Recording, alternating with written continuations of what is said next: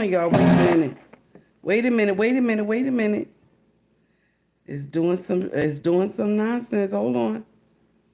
Gotta go. See, got the groove and it done messed up. You see that? Got that groove and it done messed up.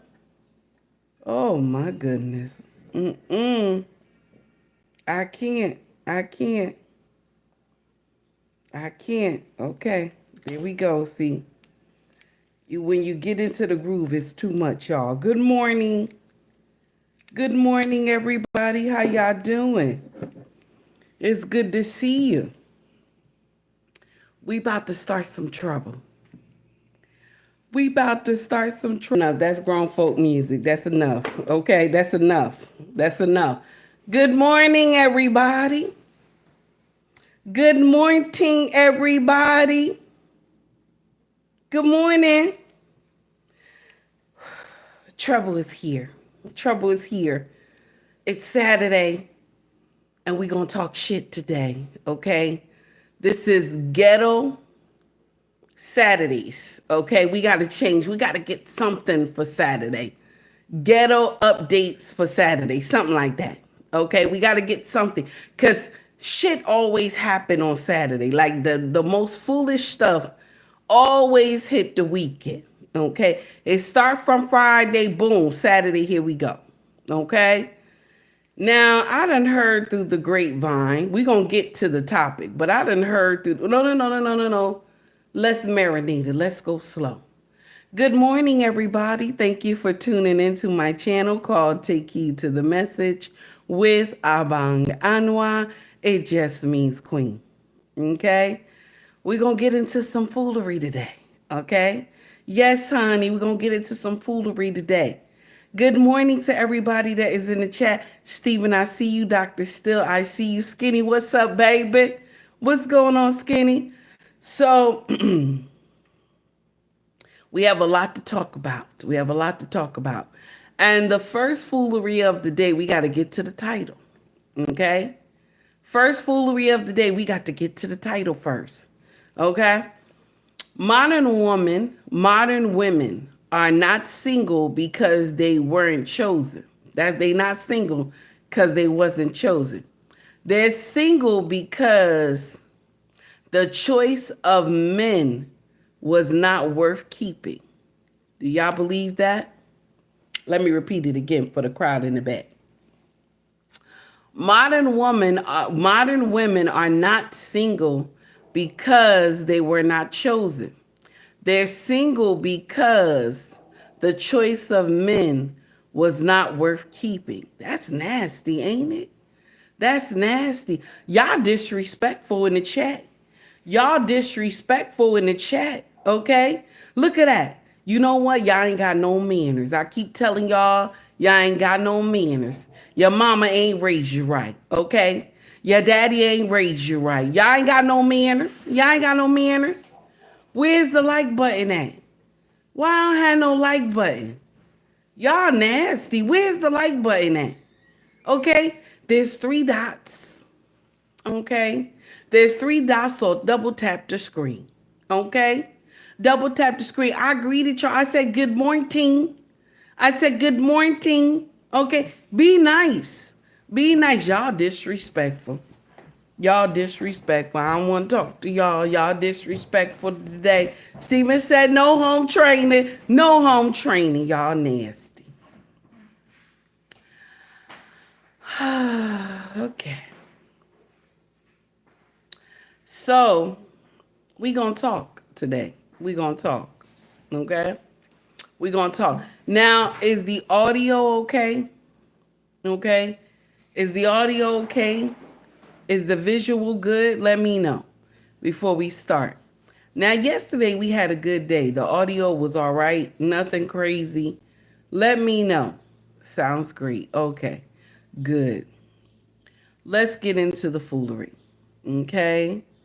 Oh, looks okay. All right. Audio's good. Okay, good. So check this out.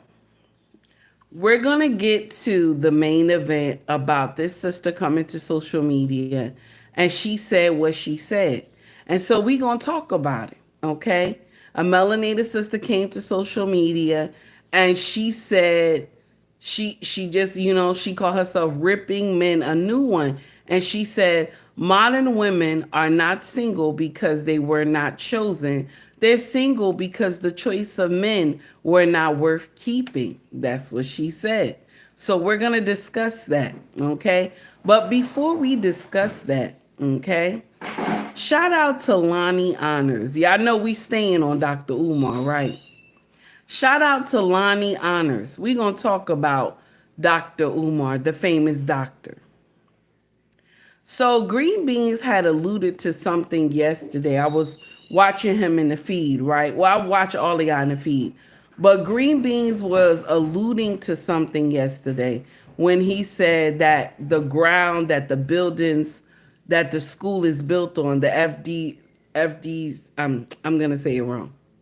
But the school that Umar purchased, the ground is contaminated, right? Okay. So whoever came out and did the survey, right, for the land, right, they told the city to demolish the buildings. They told the city to demolish the buildings, okay? So now, okay, what happened was, this is why Omar got a steal on the property. That's why he only had to pay about $4 for the property, because they knew the property wasn't worth keeping. They knew that the buildings had to come down. So, through the grapevine, y'all, okay? Question, anybody, if you own a house and you own property, okay? If you owe the city money for sewage, water, okay? Do you know that they could put a lien on your property and they could sell it from what's under you? They got to take you to court though. But they're going to win. They're going to win. Did y'all know that? Did y'all know that? I know only some homeowners, you know that. But if you don't pay your sewage and your water, right? The city can take the house, and the taxes too. The city can take the house from with under you, right? Okay, you could be living in, they'll take that shit from you, okay? So check this out, okay? Now, they done put a sign on Dr. Umar's door at the school, and he must have didn't see it because somebody from Delaware saw it and they snapshotted all the pictures that was hanging on the door from the court. The court put a letter on the property telling him that he has to appear because they're going to seize the property because he owed the sewage and water from 2016. Now check this out. Allegedly, Dr. Umar bought this property in 2019. Okay? But they're saying he owes utilities from 2016. Okay? So now they not playing with him. Now y'all know when you owe the city money, they continue to send you letters. Before they put a lien on anything, they continue to send you letters telling you you owe them money, this and that, whatever. You owe them money, this and that, whatever. And what I'm thinking is, this is just, my thought process, what I'm thinking. Dr. Umar brought this building to swindle the melanated community, to swindle us into giving. So long as he showed everybody he has a property, y'all will continue to give. But y'all didn't look into it to see if the property would be, would be safe for your children. Even when they talked about the land being contaminated, some of y'all still was excited about letting your children be there. And this is the uncomfortable truth. If you had a home, like you were trying to purchase a home, and when your inspector came, your own inspector come, and he tests the land and everything, if he told you the land was contaminated, the good and hell well, you would not have brought this property. Am I right? Am I right? Good and hell well, you wouldn't have brought this property. Corey Joe, thank you, baby, for the gift membership. Who did you give it to? Let me see. Okay. To Skinny. Thank you, Corey Joe, for the gift membership for Skinny. Also, thank you for the 18-month membership for Take Heed too. Good morning, sis. Have a great stream. Thank you, baby. And he said, hit that like button. Hit that like button. Thank you, Corey Joe. Guys, y'all get in here and like and subscribe to Corey Joe. 1000 Watts Radio is the station. You hear me? Y'all get in here and like and subscribe to that brother channel. And while you're there, 1000 Watts Radio. And while you're there, tell him, take heed, sit, me, baby. Okay? That's the brother that come in the beginning of my intro. But it wasn't today. I had played Isaac Hayes today. But in the beginning of the show, it's always 1000 Watts Radio. That brother did an amazing intro for me. Shout out to him. You hear me? Shay, I see you, baby. Good morning to everybody in the chat. So now, through the grapevine, somebody snapped pictures of the paperwork being put on the school. And they sent it to Lonnie Honors, okay? Now, when he put it on his page, I snipped it too. I clipped it too. So y'all gonna see it as well. I'm gonna put it in our community tab, and I'm also going to put it on a reel today as well, okay? Dr. Umar has finessed the melanated community. The biggest con in the world, baby. The biggest con for so many years, he had finessed the black community. And it's heartbreaking. And he used the conscious community to do it. He used the conscious community to do it. And I know the conscious community is just shaking their head. They don't know what to say because all this is crashing down. And I'm going to share something with you. All these things were being seen, but nobody made it come to the forefront because the melanated community, we love to believe that a change can come from an outside source. We want to believe that Black Jesus is coming to save us. And I'm going to share something with you.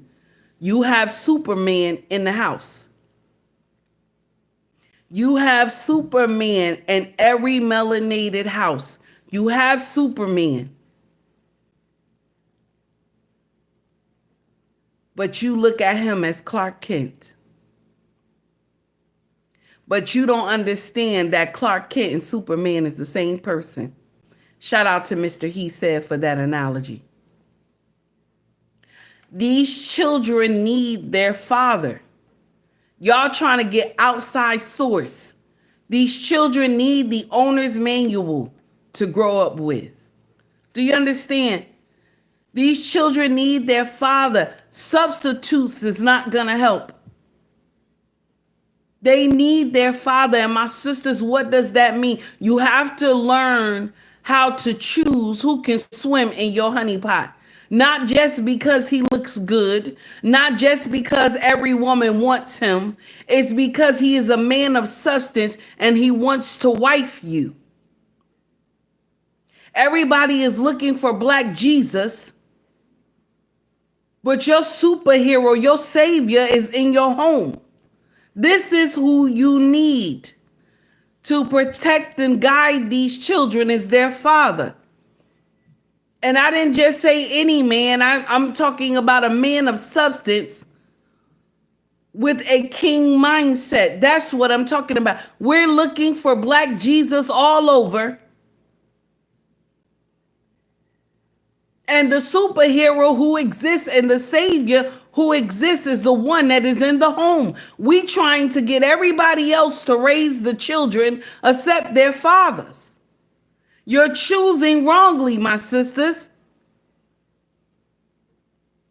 Don't shoot the messenger. Don't shoot the messenger. And let me share something with you. This message does not just go out to the melanated sisters. Y'all Caucasian sisters, y'all Latino sisters, y'all Asian sisters. Y'all ones who subscribe to be baby mamas. These children need their fathers. Take Heed has been on both sides of the aisle, honey. And you would never get Take Heed to skip back over to baby mama lane up the street around the corner. You would never get me. I catch a case first. Baby, I catch a case first. I ain't lying. And so this man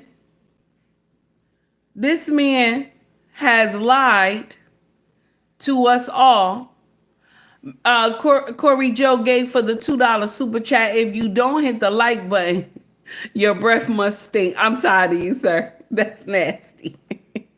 So this is the uncomfortable truth. Y'all hit the like and subscribe button if you feel the content. Lost in Translation Podcast. How are you doing, sir? Y'all, when you get time, like and subscribe to Lost in Translation Podcast, where the content is fire, baby. You hear me? Get in there and like and subscribe to that brother channel. And while you in there, tell him, take heed, sent me, baby. Okay? Rodney, how are you for the 99 super chat? Baby, thank you. I greatly appreciate that. So back to the story at hand. So it looks like the city only gave him 20 days. The paperwork was done for Lonnie. I think Lonnie clocked it on the 8th. The paperwork was done for the 8th. Okay. So 20 days from the 8th. That's what Lonnie clocked it. I just want to make sure that's what it says. Yes. So the paperwork was dated for yesterday. Okay. So they only gave him 20 days from yesterday. And not no business days. They said 20 days for him to respond to bring that money. They don't want to hear nothing. They want the money. So he owes utility bills from 2016, but he brought the property in 2019.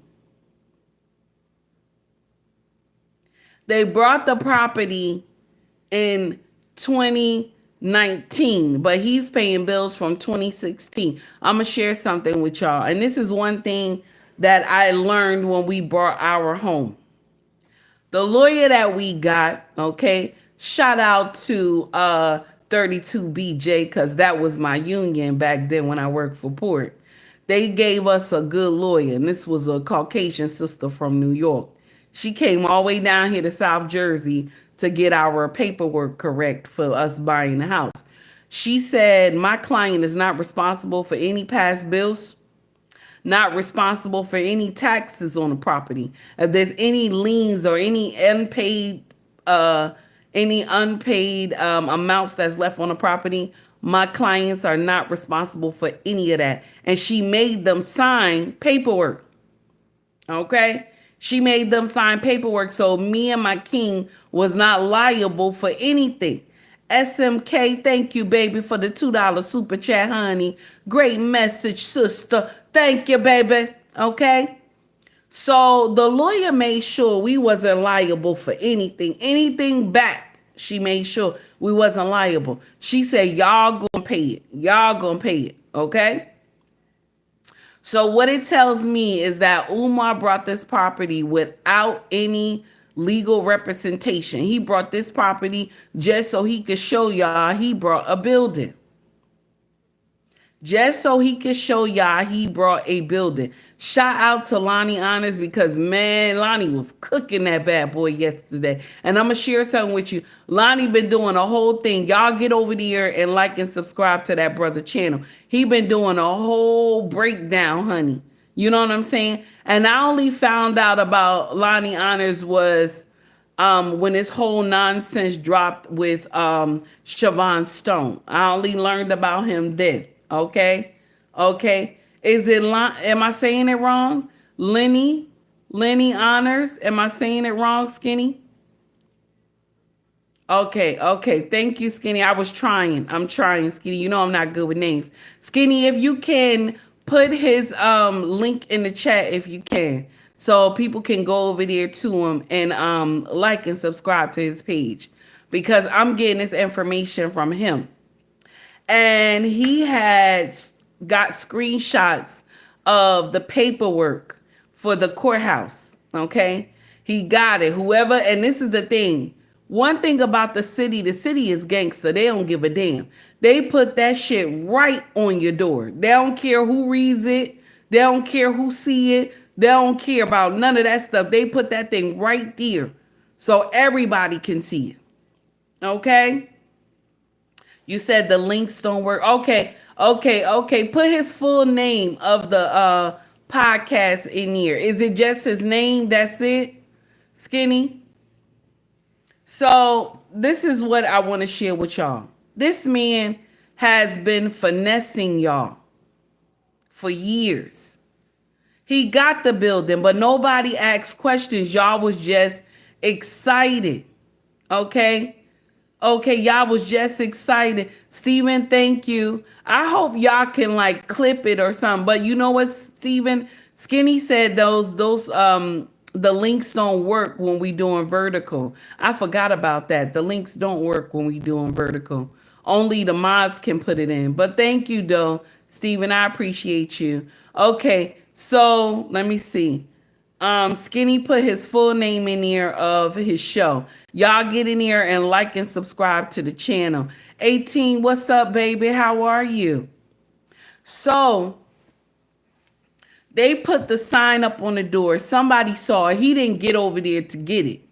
So somebody had already saw it. Maybe he out of the country. Y'all know how he disappeared out of the country. So all this money that he's been getting from his donors, okay? He been using this to travel. I told y'all. I said this. Because it is very expensive to travel out the country. If y'all have never been out the country, you don't know what I'm talking about. But it is very expensive to travel out the country. You got to have money for room and board, all this other stuff. You got to have money for movement. You know what I'm saying? You got to have money to eat. It's crazy. It's a lot. Do you understand? So he's been using that money to promote the money y'all been donating to this man. He's been using this money to travel. He's been using this money to promote that book that he's been had for years and stuff like that. He's been using the money y'all been donating to him to travel. The conscious community, y'all have been fooled. Now the city is going to take that property. They're going to take that property. Because once you owe the city sewage and water, even taxes, y'all already know this, they have the right to put a lien on your property and sell it. Then they'll take their cut, and what's ever left, if they make a sale from it, right? If they could make a sale from it, right? What's ever left, he's going to get the remaining of the sale, what's ever left. So this man is going to walk out scot-free. You understand? He going to walk out with clean hands with that money from the sale of that building. And he not going to go buy another building. And if y'all get in here and talk about, oh, get in here and get another one. He get in here and tell y'all, oh, I'm going to buy another one. If y'all go and follow this man, y'all stupid. Y'all stupid if y'all go and follow this man. Because that's what's going to happen. They're seizing the property. Because he hasn't, mind you, he got donations. He could have paid it. Right now, I think Lonnie said he owed $38,000 for utilities. It's about $38,000 he owed for utilities. For the water and sewage. And because he didn't have a lawyer to clear him from the past debt on the property, right? He didn't get a lawyer to clear him from the past debt on the property from 2016. He's responsible for the bills from 2016, and he brought the property in 2019. That's nasty. That's nasty. I'm sorry. That's y'all savior. Black Jesus, that's y'all savior.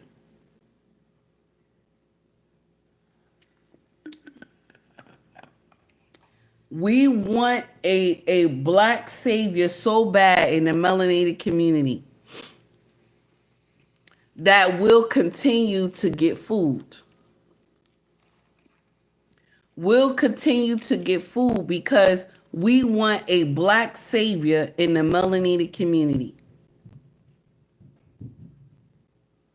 And the thing is, y'all looking too far. You're looking too far for someone to save your children. You're looking too far. You got to look to the owner's manual. Shout out to JT. The owner's manual is what is needed for the growth and the mindset of our children. They need their father. That's it. Y'all want them to glorify men that they have never met before a day in their life. They need their father. These children need their father. They don't need nobody with some fancy books, fancy clothes on, or got, African attire and acting like that they, just because I'm going to share something with you. I wear African attire because my husband is Nigerian. I just adapted with my husband culture because our children are Nigerian. We raise them as being Nigerian, okay? I'm African American. I wear the clothes because I'm adapted to my husband culture. We've been married 18 years. I don't want to tell y'all how many years we actually been together because I was sinning in those years. So I'm not going to tell y'all how long I really been with this man. But I just listened. My hands was not clean. I was doing some nonsense. Okay. So anyway, so I got to tell y'all the legal time, 18 years. Okay. So this is the thing. Lord, stop laughing at me. This is the thing. Okay. Just because someone jumps up here with African attire on and they talking about my brothers and sisters, we got to stick together. Y'all got to stop being fooled by that. Take Heed is not telling y'all we got to stick together. Take Heed is saying those children need their father. They don't need no outside source. They need their father. And if their father has went on to glory, then okay, there's nothing you can do about that baby. But get them in some type of program, okay? Get them under your father, your brothers, your cousins that are upstanding men. That's all you can do. But these children need the owner's manual. They need their fathers. We're up here trying to choose men y'all believe, okay? Mind you, we already understand that some of our sisters, we don't choose wisely. I got to put me in it too, that we don't choose wisely, especially when you're on baby mama lane up the street around the corner. Okay. So y'all choosing Dr. Umar to believe that he's going to head the melanated community. We have screwed up. Y'all have screwed up. This man has done nothing but chuck and jive and play y'all out. He has done nothing. Mind you, I'm going to share something with you. Don't get me wrong. Some of Dr. Umar talking points is amazing. Okay? Some of his talking points is amazing. I'm not going to sit in here and say, oh no, the shit he say is crazy. No, some of his talking points is amazing when it comes to the growth of the melanated community. I agree with some of the talking points. But when his daughter had came out, I still was like, it might be the mama. Because sometimes when the women hate the father, they train the children to hate the daddy. Okay? Don't get mad. This is the truth. Okay? When they don't like the daddy, they will train the children to hate the father. Any unclean thoughts that the child thinks about the daddy, that the child can't stand the daddy, the mom doesn't correct it. She'll just let the child continue. Take Heed is not like that. You say something crazy about your father around me, I'm going to snap on you. And I'm going to let you know. You know what I'm saying? We are there to be their teachers. The women are the child's first teacher. So you have to correct them when they do foolery. You understand? So that was my take when we first heard about the daughter. I was like, the mom got a lot to do with it too. Then we find out that he played right into her hands by not even wanting to be in the baby life, all because the courts told him he had to have supervised visits. And let me share something with you. It sounds stupid that a man would need supervised visitation for his children, because a lot of y'all women be lying on these men. I don't want to get up here and tell you no lies. Some of y'all get in here and be lying on these men, and then the judge find out that nah, there ain't nothing happened to the kid. You just lying and you wanted to slander the man's name. Some of y'all do that too. It wasn't that I was on Dr. Umar's side at all. I never liked him from jump, because he just had this sneaky way about him. I just felt the sneakiness about him. But some of his talking points, he was on the money. But this last interview that he had did with the light-skinned sister, I don't know her podcast name, but the light-skinned sister that revealed a lot. And y'all couldn't run away from that. That revealed a lot about Dr. Umar, that he is a true Pookie and Rere at 50 years old. All this man was talking about on this woman's show was pussy. That's all he was talking about. He was supposed to be there to teach something. All he was there was talking about pussy and ass. And all they was doing was laughing, and they thought the shit was funny. When him being a so-called doctor, that should be the last thing he would have talked about. He should have talked about the growth of the melanated community. But that Pookie and Rere couldn't come out. Not come out, I'm sorry. That Pookie and Rere was coming out. It was fighting to come out. Because you want to know why? It smelled pussy at that podcast. He was digging Sister Girl that was there, that was hosting the show. He was digging her.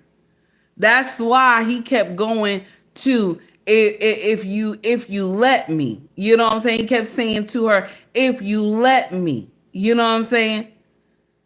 I'm just letting you know, because a lot of y'all are deceived when it comes to men like that. A lot of y'all are deceived.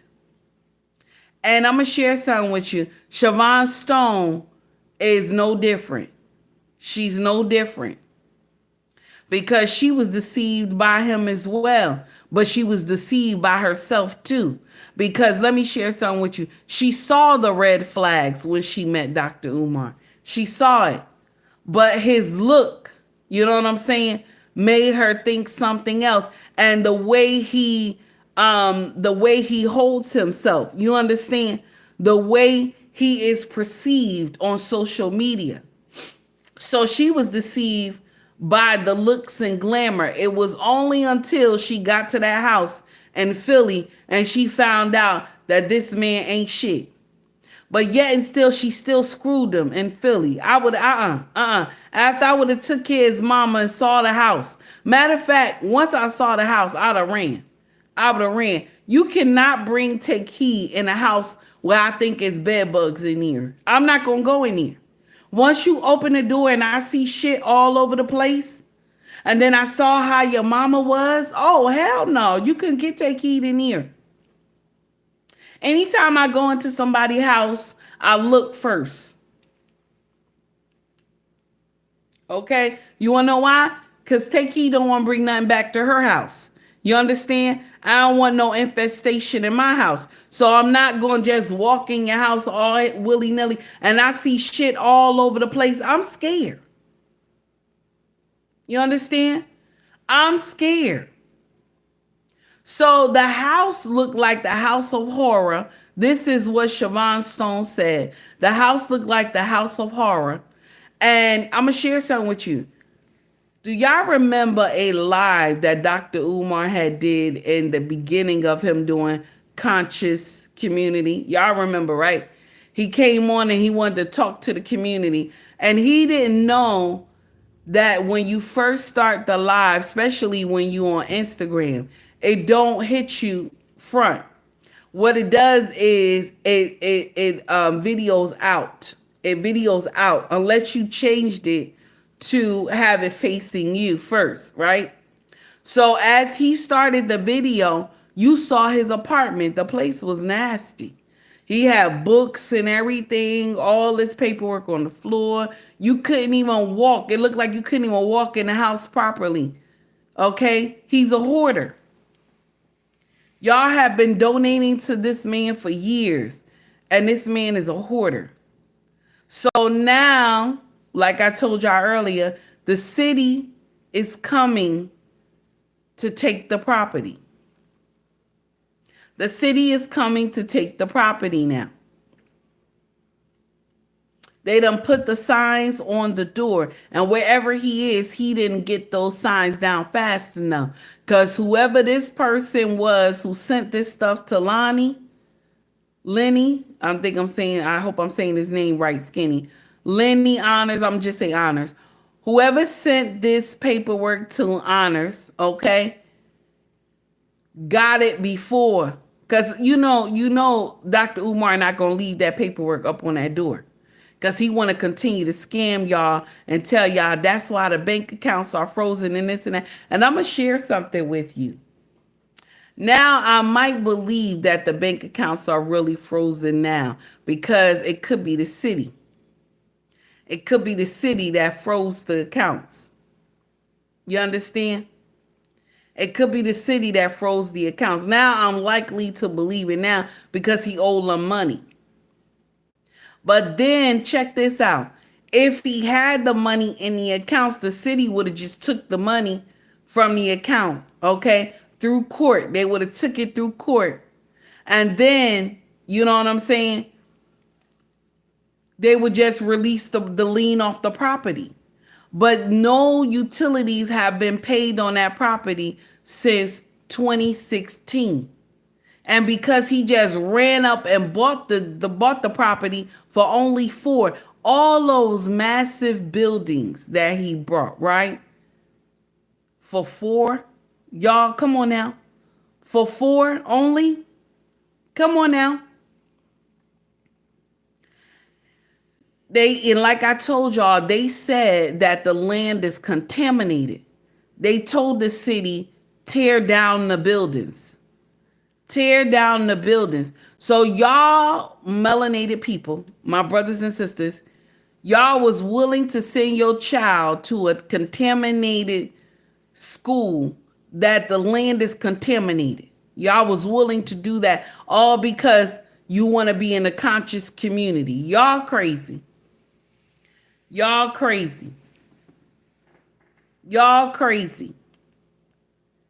Y'all looking for a savior when the savior is the father. You're looking for the savior for these children, but the savior is the father.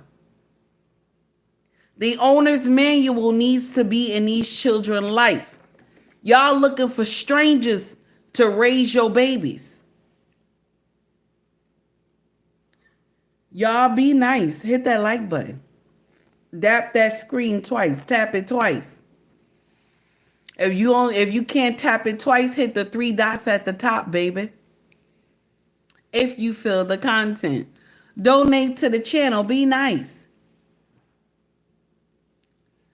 So this man, thank you for someone, I don't know who it is, who donated 50 rubies. Thank you, baby. I greatly appreciate you. I don't even know who that was. I can't even see it. But thank you so much for donating the 50 rubies, my dear. And then, okay, SMK for the $2. I got you already. Okay. Thank you so much for the one who took time to donate the 50 rubies. I appreciate you, honey. So all y'all who've been donating to this man, y'all got scammed. And once the city sell this property, however they recruit this money, because let me share something with you. Someone could come in and treat the land. They could treat the land, or they could do something, maybe turn it into something or whatever, and they could buy the land, tear down everything and buy the land. And the city don't really care how much they sell that property for. If they seize it, they just want the money for the utilities. That's one thing about when you get a lien on your house. They don't give a damn about how much they sell that property for. If you only owe them $2,000 and they only get three, they don't give a damn. They going to sell it. They going to sell it. They don't care. They going to sell it. You owe them $500 or like, no, we're not going to say 500 because they usually only do the lien. It got to be a couple years. So now you ain't been paying this property in 3 years. Let's say that, right? Say you owe about $3,000, but the property is worth about five. You know, not saying it's worth $5,000, but y'all know what I mean. It's worth five, or say it's worth four. Okay, long as they get their money, they don't care. They don't care. Like the person can just okay. Well, the person owe you $5,000, right? Now the city could say, well, how much you want to pay? The person might tell you, the person might tell the city, we only want to pay $6,000. The city gonna say, hell yeah, because they got their money. So now what that means, you only got $1,000 from that purchase, and the property itself is nasty money. It's worth nasty money, but they sold it from under you. They sold it right under you because you weren't paying the utilities. It's crazy. Right now, our town decided that they not going to send out any more notices when you don't pay your water and you don't pay your sewage. They decided. They said we're not going to send out any more notice for the water and sewage no more. What they're going to do is they're going to send it right to the board. They sending it right to the board, okay? And they're going to put a lien on your house. They're not going to send no more late notices or nothing. That's what they just said. The last quarter, we got a letter. Everybody got a letter in the whole town and said, we will no longer send out late notices no more. There will be a lien on your property, okay, until you pay it, okay? Because some people go a full year without paying their utility, the sewer and the water. They go a full year without paying it. And it might only be like maybe $900 or something like that. Because ours every quarter is about like $3 something in sewer and water. It's about $3 something, right? So at the end of the year, it's about $9. Some people wait the full year, then pay it off like that, right? Okay. But now they told people, listen, we're not sending no more notices. We're not going to do that. We just going to put a lien on your house. That's it. Can you imagine? Can you imagine? I was like, who voted for this? You know what I'm saying? Who? They ain't talk to nobody. I'm like, who voted for this? You know what I'm saying? So now, I'm just letting y'all know. Okay? I'm just letting y'all know. So this man gonna lose this. He gonna lose this property. And whatever they sell it for, he'll get the remaining. So I'm gonna share something with you. I pray they don't sell it for a big amount, because I don't want to see him walk away with that money. All that money that his donors gave him for him to purchase that land. I hope the city sell it for pennies, just enough that it covers the money that he owes them, so that he don't walk away with it. Like, he gonna walk away with money, even if y'all, we kicking his back in. We've been talking about him for the last 2 weeks, right? If the city well, they already got their way anyway. They already got their way. He don't have that money. That's why you hear him talk about. That's why you hear him telling everybody he don't have money to pay the utilities. Y'all remember, right? He said he gonna have a problem with he didn't mention the sewer and water, but he mentioned the internet. He mentioned the light bill. You understand? You understand? He mentioned that. He didn't mention the sewer and water, and I don't know why, but he said we're gonna be behind on our bills. He knew already that he's behind, because they've been sending him bills. The Delaware been sending him bills about the property. So now they're tired of sending the bill. So they sent him a letter from the courts. They're suing him. And it got his name up there and everything, y'all. I got the screenshots and I'm gonna share them with y'all. It's crazy. It is so crazy. And I feel bad for all the brothers and sisters who believed in this man. Shout out to Honors because he got those receipts. And it's sad. It's sad. Y'all looking to a man that you don't know nothing about. You never saw this man do a video with children. You never saw this man do a conference where he asked the parents to bring their kids down. You never saw any of this. You never saw him interacting with any of the children. Every time you see him, he hugging on a big booty girl. He hugging on a big booty girl or a thick sister. He hugging on with some big titties. That's all you see him do. You never see him interact with the kids out there talking to the young brothers. None of that stuff. He looking for pussy. That's it. That's all he looking for. And those women is loving it. That's why when they hug him, they so excited. They laying their body on top of this man. And they don't know this man from Adam. They only know that he's on social media. And Siobhan Stone ain't no different. She just was infatuated with him too until she found out the truth that the man wasn't right. Until she found out the truth. And I'm going to share something with you. Shout out to Tasha K because Tasha called her on it. Tasha said, but you saw the red flags and yet you still mess with him. She said, Tasha, but you know, you right. Because we always trying to get out of accountability. She was like, well, Tasha, you right. But I ain't had relations in like, I think she said 4 years or something like that. That still don't excuse it. You know what I'm saying? That still don't excuse it because you ain't had dick in 4 years. That still don't excuse the behavior. I'm sorry. It don't. And I'm not here to kick Siobhan Stone back in. I'm not here for that. But I'm glad she came forth. I'm glad she came forth because a lot of stuff was happening and people wouldn't say anything. Y'all want him to train your children, but he didn't even train his daughters, his girls.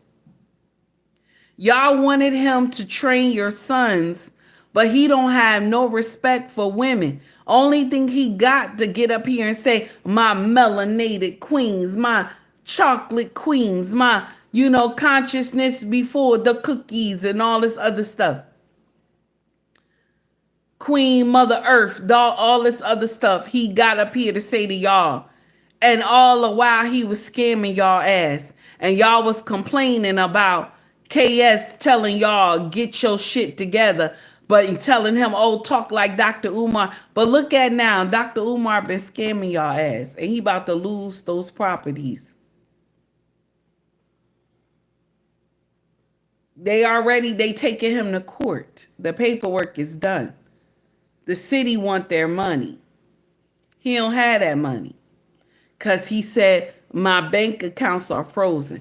Either he lying about those bank accounts or maybe they really was frozen. Either or. But he ain't got that money. He just came from Africa. I know he ain't got that money. Because every time we come back from the motherland, we be dry. We be dry. Accounts be dry. Everything be dry. We be working on pennies. Okay? Take heed, gotta be cutting that penny and splitting it twice. Sometimes 4 times when we come back from the motherland. Because we be broke. So ain't no way he came back with a whole bunch of money. He spends y'all who donate to him. He spends that money.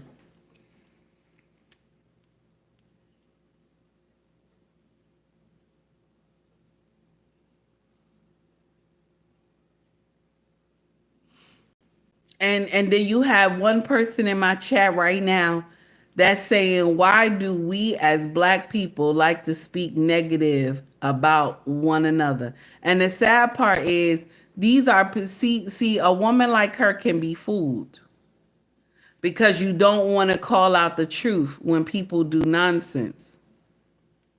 That's the problem in our community. There's nothing wrong with the love that we have for one another. There's nothing wrong with it, in a sense, I want to say. Because the crab in the barrel mentality, that's real. But accountability, we don't like to take that. We don't like to listen to accountability. We don't like to hear someone take accountability. We rather continue to be fed the lie than the truth. That's the problem that we have in the melanated community. And I feel so bad, okay? I feel so bad with the fact that we want to replace the father with men that we don't even know to raise our sons. Instead of you getting the owner's manual on the good foot, do you hear me? Get the owner's manual on the good foot. Learn how to choose wisely. These children need their father. Hey, Christopher. Well, Chris. Hey, Chris, how are you? Take heed, splitting high pennies, LOL. Baby, sometimes you got to when you coming from the motherland, because your money is gone. Especially if you doing investments in the motherland. By the time you come back, your money be gone. Okay? You only got enough money to get you something to eat at the airport and get home. That's it. Okay? I have been there many times and I understand the assignment. This brother is broke. He been spending y'all money to travel. When he go to Sweden, when he go to France, when he go to when he goes to Britain and stuff like that, when he go to South Africa, he is spending your money. All this money you've been donating to the school. It's not me kicking his back in. It's the truth. It's the truth. And I'm going to share something with you. What's sad is that maybe in the future there will be someone that will want to do the same thing as Dr. Umar. And this person may be legit. This person may be legit. Okay? But it ain't going to happen because y'all going to remember, y'all going to be like, don't Dr. Umar me. The thing is that the melanated community, you rather believe the lie than the truth. It's better to believe the lie than the truth. You don't want to believe that somebody in our community can scam us. Y'all want to believe that he was going to be able to build a school on his own to house boys in the school. And that's all right to believe that. But the thing is, all these years, he never notified the city that he wanted to put a school there. He never even got the occupancy. He never even had the lights. The lights are not on in the whole building. Okay. He never put the lights in his name. The lights are on from the previous owner. None of y'all checked for that stuff because you were excited. You understand? You were excited that a melanated brother wanted to push that type of agenda to the melanated community. And this is why y'all was fooled like that. Now I'm going to share something with you. Y'all going to find out by the end of this month if this man is the true savior. Because all this shit is about to crash down. If he don't have that money to pay those utilities, that back money, the city taking that property. I don't care if you still see FDMG up there. FDMG up there. I hope I'm saying the initials right. I don't care if you see the sign still up there. Okay? He don't own that place no more. Also, too, the work that y'all see, the land being cut and all that other stuff, and taking care of the outer structure of the property, not the painting, because he got the painting done. But the weeds that was growing on the land and all that other stuff, when the city see it overgrown, that's anywhere. That's anywhere. They don't care. Anywhere. Any city does this. When they see abandoned buildings and stuff like that, and it's overgrown and you're not taking care of the property, right? They give you, they put the citation up there that you're supposed to clean the place. And you don't clean it, they gotta get in here and clean it. And then they'll charge you. And that's what the city is charging him too, for lawn care as well. Okay, so the city is charging him for that too. Now the painting stuff he doing on his own because he wants y'all to believe that he's moving the property in the right place, but the ground is contaminated. The ground is contaminated. So who is sending their children there? Chris said, I'm just stopping in for a minute. Hope you have a good morning. Thank you, Chris. Long time no see, baby. Long time no see. Miss Straight Up No Chaser, how you doing? The uncomfortable truth is that this man fooled y'all.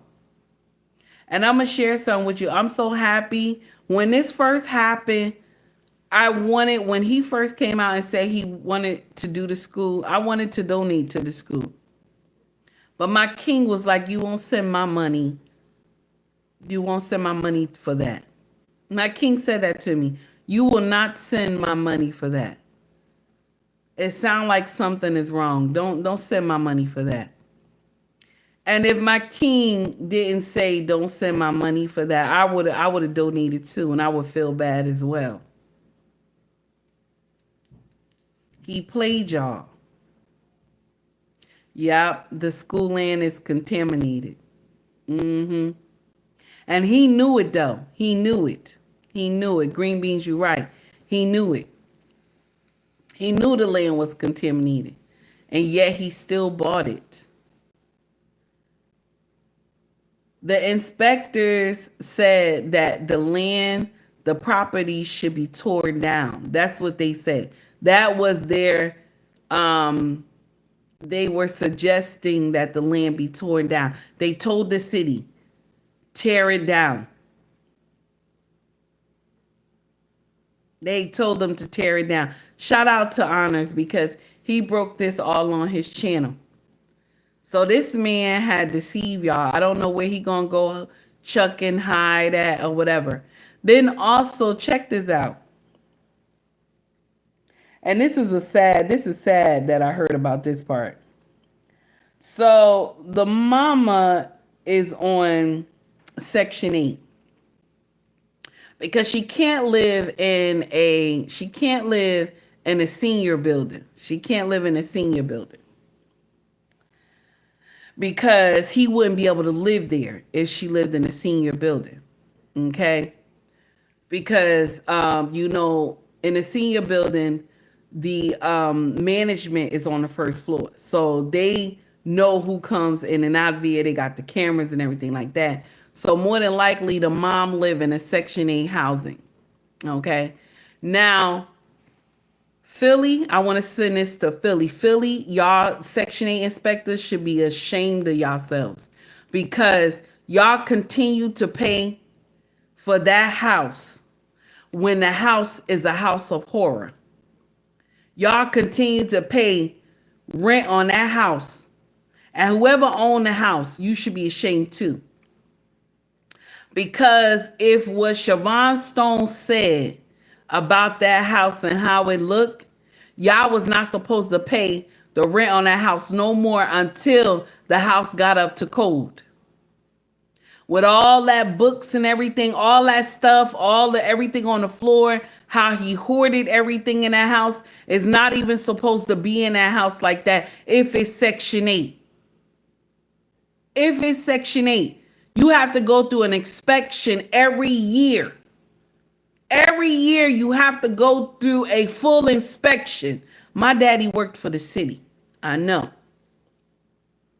Okay? You got to go through a full inspection every year. So the inspectors of Philly for Section 8, whoever was supposed to have been going out to that house, you need to lose your job. You need to lose your job, damn it.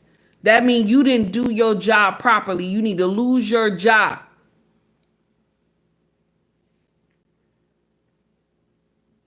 Then the mama is on food stamps and probably Social Security too. So he's collecting this in his mama's name and stuff like that. And this is why he's not even working either. Because if he's collecting all these things, he ain't supposed to be working. He ain't supposed to be working, and he's living in the house with his mama. So he got his mama living in filth. He's collecting welfare for her. He's collecting Social Security for her. He's collecting EBT for her. Okay? Shout out to Siobhan Stone because she said it. And nobody can get in here and tell me he didn't tell her that. He had to tell her that. One thing about men, and this is a flaw that all men have. Bedroom talk, y'all tell too much. This is a flaw that all men have when it comes to y'all screwing us. You tell your business. Bedroom talk always get y'all in trouble. Y'all tell everything. And so he believing he can confide in Siobhan Stone. And so he told her all his business. And it's sad. It's sad. Because I said to myself, if the mom is on Section 8, how come no inspector's been out there? How come no inspector's been out there? Because there needs to be a yearly inspection for Section 8 to continue to pay your rent. And now the housing director, y'all know the housing director that Trump has appointed, right? The one that Trump appointed, right? Okay, the melanated brother. He cut Section 8 down to 2 years now. So what's going to happen with his mama now? Section 8, you can only be on Section 8 for 2 years now. They don't want you to be on Section 8 from generation to generation into generation and continue to keep it. They only want you to be on it for 2 years.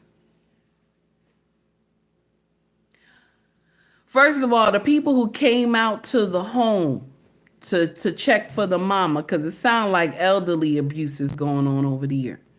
Y'all need to get in trouble too. Y'all need to get in trouble too. The way Siobhan Stone said that house looked, y'all need to lose your job too, because y'all didn't do what you were supposed to do.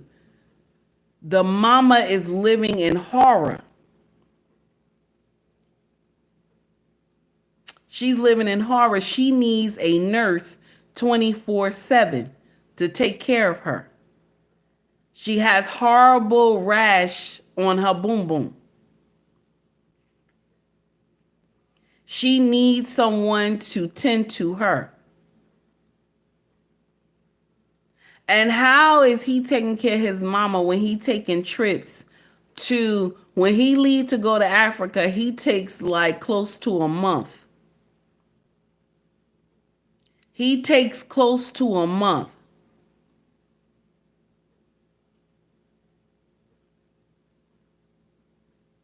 Okay, so sure thing, you saying that doesn't apply for seniors and disabled people. I'm going to check it out. Thank you for letting me know. I'm going to check it out.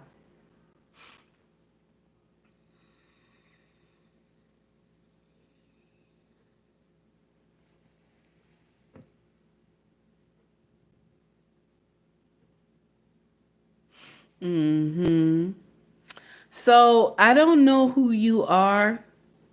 You said I'm 72 years old. I don't know who you are, but I'm going to share something with you.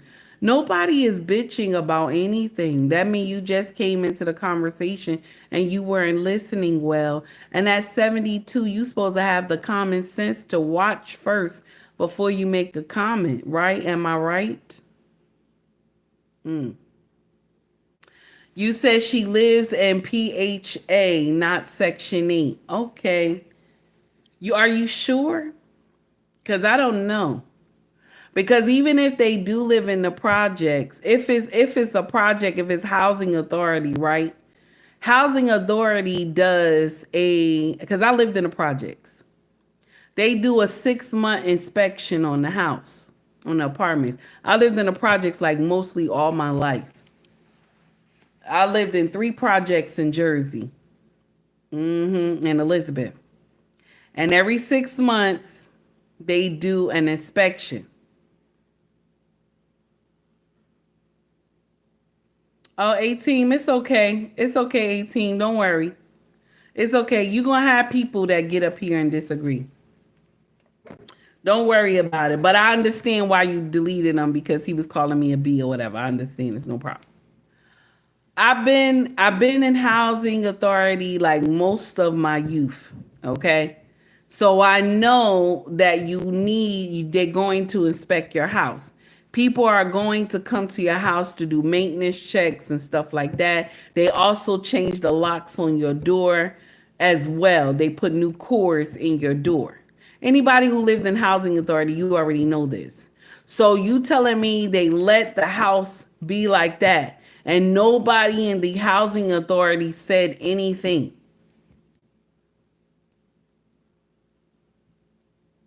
Nobody in the housing authority did anything. They let the mother live in filth like that.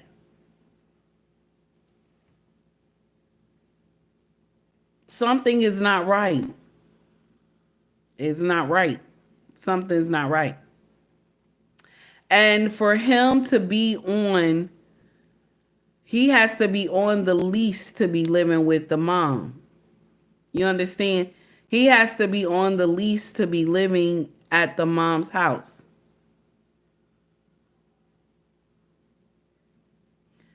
I just want to share that with y'all. Some of y'all who don't know how housing authority works, a lot of y'all get fooled.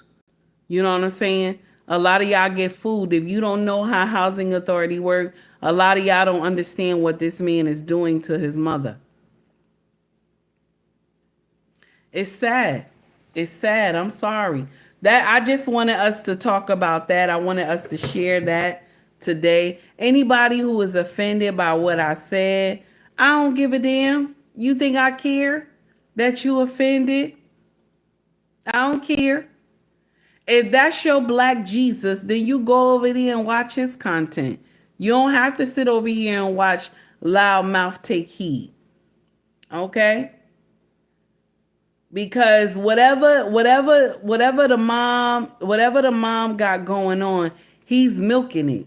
And he taking y'all for a ride. He's up there, got y'all believing that he's for the black community and he's robbing y'all.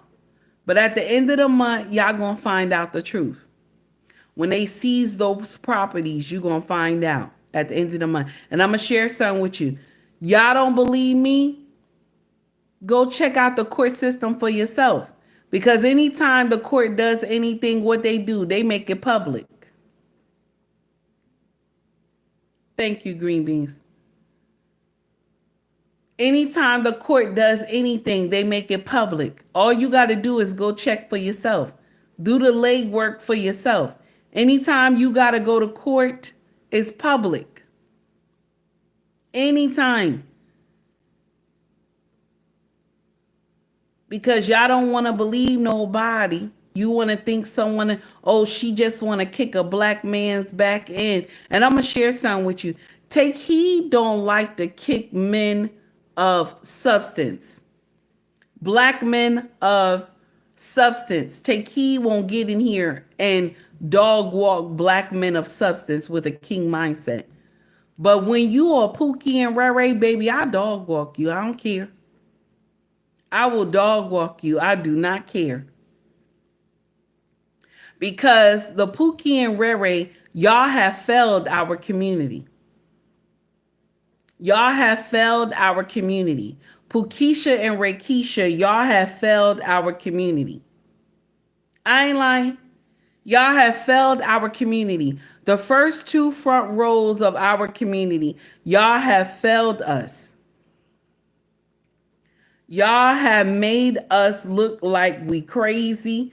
We ain't got no love for one another, that we wish evil upon each other. I ain't lying. Y'all have destroyed us in so many ways. It's not even funny. I wish we could put y'all on an island and nuke the island. That's what I wish.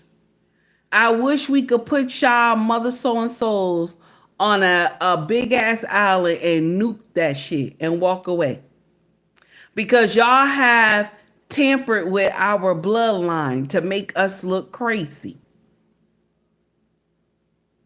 Hey, Brittany, what's up, baby? Shay, I hope I greeted you before.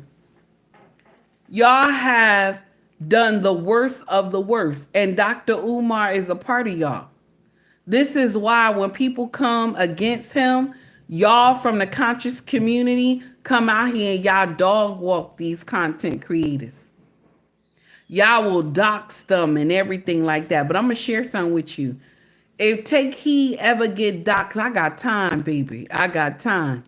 I got time. Y'all ever dox me, I got time. I'm going to split the content and everything and put it right on my page. I got time. I got time. And then I'm going to sue the hell out of you. I got time for that too. I got time for that too. I'm going to sue the hell out of you. One thing my king always say to me, he said, you love going to court. Yes, I do. Yes, I do.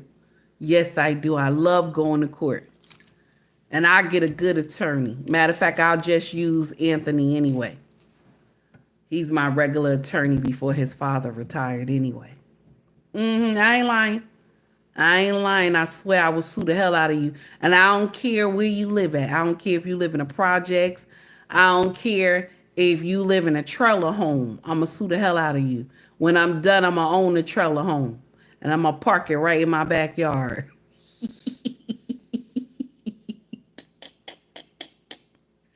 I don't care if you only got $10 to send me a month for 20 years. I'm going to take the $10.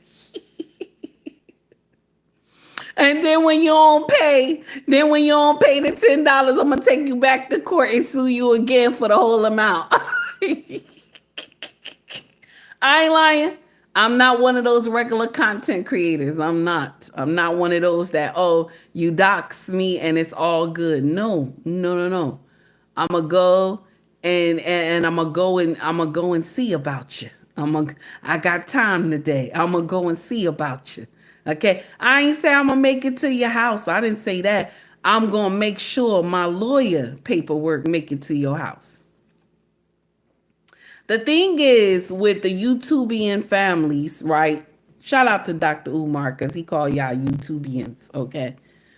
One thing about the YouTubian families, y'all from certain sectors of YouTube, y'all believe that nobody can touch you. Y'all believe nobody can touch you because you on YouTube and stuff like that. But did you know that when you dox somebody, the person that you dox, long as they can show that it caused some type of harm to their family or them, they can sue you for damages. I ain't lying. I kid you not. Once I get doxxed, I'm running to the doctor. I have some psychological damage going on here. I'm telling you right now. I ain't lying. One thing about Take Heed is that I know the court system. Y'all play too much on these streets and y'all get in here and dox people, get their address. Y'all tell it all their government, everything. People run their information. I kid you not, I will take time and sue every last one of y'all that will be on a panel and discuss me. You understand? And discuss me. Some of y'all love to get in here and dog walk people when they come and tell the truth. You understand? And I'm not saying anything slanderous against Dr. Umar. That paperwork is already in the court system. The city didn't even care that they posted it on top of the school. That's one thing about the city. The city are all cities are gangster. When you owe them money, they don't give a damn. They'll post that shit so everybody can see that you owe them money on this property. Everybody can see it. One thing I always hate is that one time we were remodeling the bathroom, the one upstairs, right? Our construction was made a mess, like in front of the house, right? It was some bags. It wasn't too bad. It was like maybe 2 or 3 big garbage bags sitting in front of the house, right? And so the inspector drove past the house, put a big ass sign on the door and shit, right? My neighbor calls me, say, where you at? I said, I'm at the grocery store. One of the inspectors put a sign on your door, this and that. I'm like, damn, it must be for the bathroom. Okay. I get there. And the construction people say, oh, we sorry. We left it in the front. I'm like, I told y'all, you got to put it in the back of the house, this and that or whatever. You can't leave it in the front because we'll get a fine, right? And they damn sure put a fine there. Right on the door. They damn sure put a fine there. You won't have our neighborhood looking crazy. You know what I'm saying? That's one thing about the city. All these cities is gangster like that. They give you a fine real quick. You do some dumb shit. So everything that I'm talking about, Dr. Umar, and about how they put the paperwork up there for court, okay? I'm not lying against him. I'm not lying against him. So I'm not slandering his name. All you got to do is go check for yourself. And then you'll know what I'm saying. But it's sad that we don't, you know what I'm saying? We don't want to believe the truth. We rather sit and believe the lie. Shout out to Honors for dropping all those gems last night on his live. And a lot of people believe that Honors hate Dr. Umar. A lot of people believe that. But I think what it is that you sent your goons after this man. You sent your YouTubians that love you so much after this man. And y'all didn't know this man was a whole nightmare waiting. You didn't know that. That's why I always tell y'all the quiet ones you got to watch out for. I've always said that to y'all. Hey, Dwayne, how are you, honey? The quiet ones you got to watch out for. Those men of substance that are quiet, you got to watch out for them. They are a whole wrecking ball. This man asked Dr. Umar to leave his family out of this stuff. Stop talking about his family. Y'all YouTubians had doxed this man. Got his personal information out there, everything. Y'all doxed this man. And this man rolled this stuff till the cows come home. And he could have sued every one of y'all. He could have. But what did he do? He turned the content around on y'all and exposed Dr. Umar. Y'all should have left him alone. There's certain people you need to leave alone. Y'all should have left him alone, and y'all didn't. And so now we are experiencing, we have seen the rise, and we are currently seeing the fall of Dr. Umar and all his minions.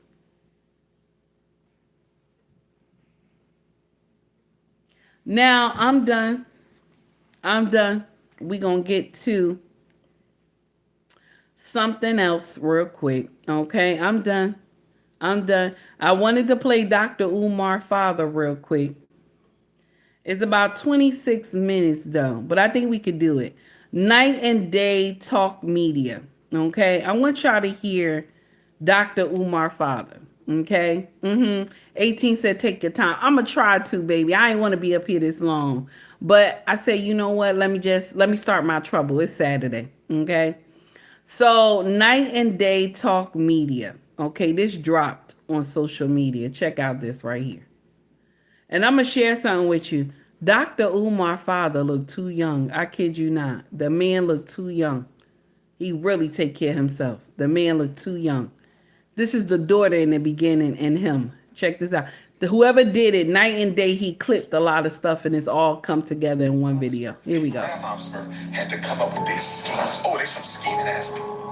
Mama Smurf is a scheming ass woman, and she gave it right. Bitch, you a scheme, bitch. So I walks into the hospital room at Chestnut Hill Hospital. He is a scheme and a scammer.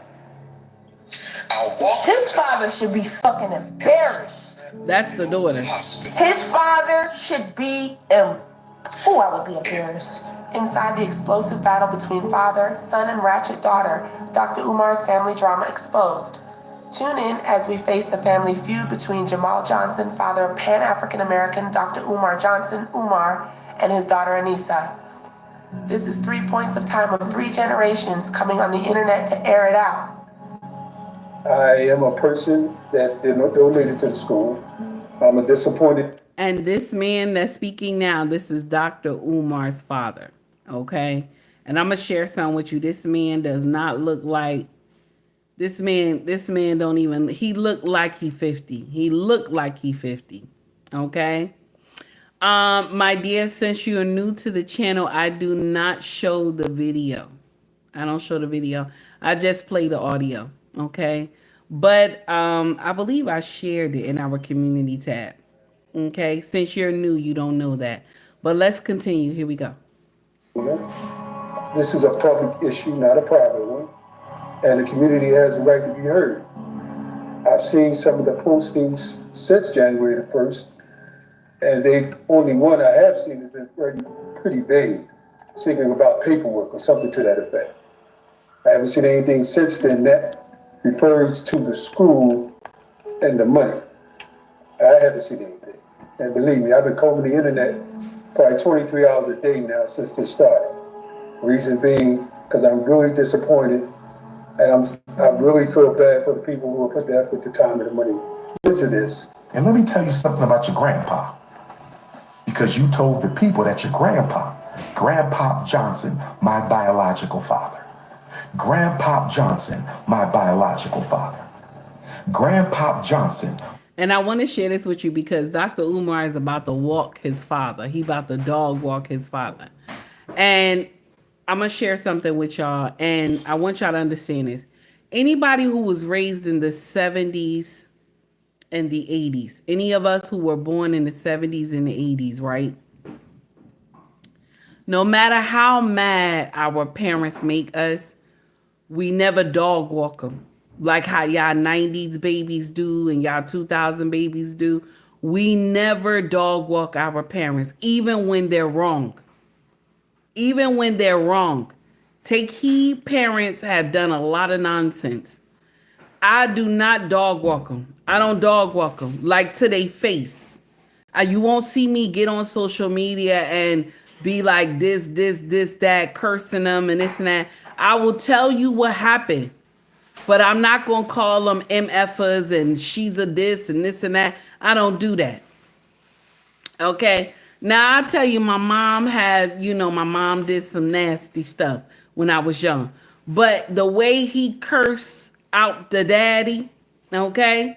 The way he cursed out the daddy, you could tell something wrong because we were not raised to do that. If you were born in the 70s and the 80s, we don't do that. No matter how bad, you understand, you believe your parents are. Now, my 70s and 80s babies, raise your hand up, baby. Raise your hand up because these youngins don't understand. They get in here and they disrespect their parents in full effect. But y'all 70s and 80 babies, y'all know we don't do that. Even when we disagree with our parents, we'll just be like, you know what, mama, daddy, I'm going to see you later. You know what I'm saying? We get out of here. Put your hands up because y'all know that's how we do. We don't get in here, even though we know our mama and daddy wrong. We know they wrong. We know they wrong. You understand? We know they wrong. Okay? We don't get in there and dog walk our parents. We don't. We know they wrong. You be looking at them like, you know what? You know you ain't raised me right. You be in your mind. You be looking at them like, you ain't do me right. I was living in a crack addict house. You know what I'm saying? We was barely eating. You know what I'm saying? You know they wrong. But you just be like, that's how we are. 70s and 80 babies. We'll go home and be cursing and everything. But we won't do it to them. We won't do it to them. And the way he dog walked this daddy, this was too much for me. Here we go. Biological father. You said he reached out to you. I don't know why Grandpa Johnson reached out to you, because Grandpa Johnson knows I don't like him being in contact with you without my permission. Grandpa Johnson had no business reaching out to you, because Grandpa Johnson knows I don't mess with him and I don't want him in contact with my children. But let me tell you what your mother and Grandpa Johnson did behind my back when you was a toddler. You ready for this one, baby Smurf? Ask your mama about this. I want you to ask your mama about this. One day I'm coming home from work and my brother is there. And my father's youngest son says to me, his oldest son.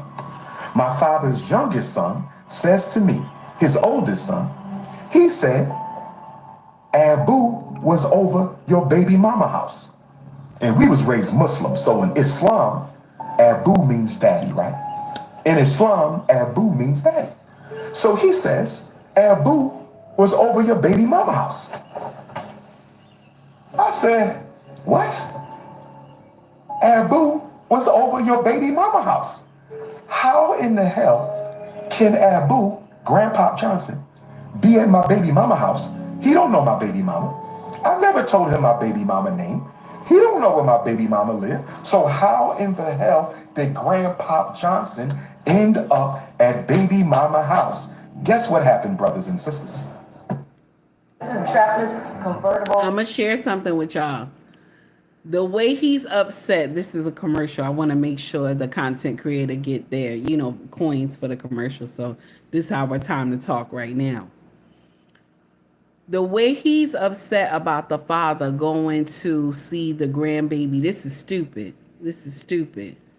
Because whatever you got going on with the baby mama, that doesn't take anything away from the grandfather or grandmother wanting to see the child. That's stupid. That's dumb. So the grandfather wants to see the baby. I don't see anything wrong with that. You are his oldest son. You understand? So I don't see anything wrong with that. That was too far. He upset about the father seeing the baby. The mother want him to see the baby. I don't see anything wrong with it. But he's mad because he's saying he wasn't seeing the baby or something like that. But he made the choice when he got into a whole tug of war with the baby mama and didn't want to adhere to the judge saying they need visitation. What they say? They say he can have visitation, but supervised visitation. You know what I'm saying? Some of y'all women do this to men. I don't like that shit. It's wrong. You know what I'm saying? Y'all be lying to the judge and stuff like that. I don't like shit like that. But then now the man got to jump through hoops to see their baby, and that's wrong. I don't like that part. So I gotta give him some pointers for that. I don't like that part. It's not fair to the man. Okay? Now let's get back to the video. Here we go. Guess what happened? My father's brother, my biological uncle, dated Mama Smurf's auntie. I'ma say it again. Stay with me. I did not know this. My father's brother, my biological uncle, dated my baby mom's auntie. Nobody told me. Let me say it one more time. My father's brother dated my baby mom's auntie, Auntie Smurf. Auntie Smurf. I never met Auntie Smurf. I don't know Auntie Smurf. Much respect to Auntie Smurf. So, Grandpa Johnson connects with Uncle Johnson And Grandpa Johnson and Uncle Johnson gets in touch with Auntie Smurf. Stay with me, y'all. Stay with me. Stay with me. Stay with me. Grandpa Johnson goes behind his son's back. Grandpa Johnson goes behind his son's back. Gets with his brother, Uncle Johnson. I know. They go and find Auntie Smurf. I know, Coco. And Auntie Smurf connects them to Grandma Smurf. And so Grandpa Johnson, Uncle Johnson, Auntie Smurf, Grandma Smurf get with Mama Smurf. And they arrange for my father behind my back. This is how scandalous your mother is. This is how scandalous your mother is. This is how scandalous your mother is. Grandpa Johnson and Uncle Johnson gets with Auntie Smurf. They get Grandma Smurf, and they arrange with Mama Smurf to see Dr. Umar's baby behind my back without me not being allowed to see my own child. Let me ask all black fathers a question. And that's the thing. When he say not being allowed to see his own child, it's not that he wasn't allowed. They just wanted him to have supervised visitation. And like I told y'all, it's still wrong though. I don't like that part. It's messed up. And Brittany, you right. It's not fair to the children either. I don't like that part. It's wrong. Okay. Now let's continue. Here we go. You are a black father. Can I ask you a question? If you are a black father, I'm asking black men a question. And if anybody want to text me, you know my number, 215-989-9858. 215-989-9858. 215-989-9858. I got a question for black fathers. If you are a father, would you go behind your son's back, knowing he can't see his child? Would you go behind your son's back, knowing he can't see his child? Would you go behind your son's back, knowing he can't see his child? Get with your brother who... And every grandfather would say yes. Every grandfather would say yes. He went through all that. Every grandfather would say yes to see the baby, to see the next generation. Every grandfather would do it. Okay? Every grandfather would do it. Every grandfather would do it. So that doesn't even make sense. To see their first blood from the firstborn son. You know what I'm saying? For the next generation. Every grandfather would do it. That's you know, he's doing that, the law of three, trying to make people upset when he used the rule of three. I think it's the rule of three. That's why he does it 3 times. And any grandfather, any grandmother would do it because they want to see the baby. So I don't, that was crazy. Let's continue. Here we go. Her aunt, get with the grandma, get with the baby mom, and go spend time with your grandchild against the wishes of your son without your son's knowledge when he can't even see his own baby. Is there any father who would do that? Your personal issue with your baby mama should not reflect on the grandparents wanting to see their grandchildren. It takes a village to raise a child. That's true. And it's the father's responsibility to provide for their children, not just financially, but morally and emotionally. Facts. The grandparents are supposed to be providers of wisdom as an elder to their children and their children's offspring. Do you want a ding to your credit? Now we have the commercial again because I want the content creator to get their coins, okay? So we're going to stop and discuss. The grandfather is right. He's supposed to see the baby. Regardless if you can't see the baby, Dr. Umar, the grandfather has the right to be able to see the baby. I don't see anything wrong with it, and I don't think your father was wrong at all. I don't think your father was wrong at all. I'm sorry. I'm just saying. I just don't think. I don't think the father, your father was wrong. He has the right to see the baby too. Now, the sad part is that you have 3 generations at war. Let's get back to it. Oh, I would be embarrassed. birth certificate paperwork. It was like 3 to 5 sheets of paper. And she already had the papers folded back to the last page. She didn't say, read this and sign it. It's for the birth certificate. You know what this woman did? She went to the last page, folded the paperwork back, gave me an ink pen, and said, sign right here. I just need you to sign right here. You don't need to read it. You just need to sign right here. And I said to myself, He lying about that part. He lying about that part when he said that, oh, it's 3 to 5 pages and stuff like that. That's not true. That's not true. Now, what it is that it got, now he right when he say 3 to 5 pages in a sense, but it's a copy. It's copy. You understand? For the birth certificate, it's a copy. Okay. Now, maybe in Philly it's different. I don't know. But I know over here in Jersey, it's one paper, but it got like 5 or 4. It might be 3 or 4 probably copies under it that you got to write, being a father. I'm just saying. But for him to question the paternity of the baby too, I would have got the DNA test done. I would, if you thought that the baby, like you didn't want to sign a birth certificate, I'd have got the DNA test done at the hospital. You understand? But anyway, let's continue. Here we go. I didn't say that to her. I said it to myself. I said, do I look like a fool? You think I'm a walking? Yeah, you look like a fool. With my scheming ass baby mama. And I'm just going to sign the last page and not read the first couple pages. Do you think I'm a damn fool? Yeah, you are. So I read the whole thing. And I believe she had her last name where the last name goes, or she had not filled it out. And I gave her the paperwork and I walked out. I said, I'm done with this and I'm leaving. And she said, why are you always thinking I'm up to something? She the one who started yelling. I didn't scream in no hospital.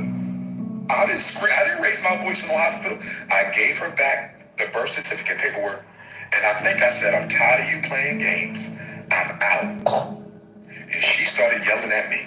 And she said, why do you think somebody always trying to do something? Is that how you behave after a woman have given birth to your child? Is that how you supposed to behave? I'm just saying. Mind you, when women have babies, their mind and everything, their body is already like out of whack. And for you to start arguing with her over a birth certificate, and you could have just, if you felt that the baby was not yours, you could have just asked the doctor to do a DNA test while she was in the hospital. Because this right here, this baby is, let me see, she's 22.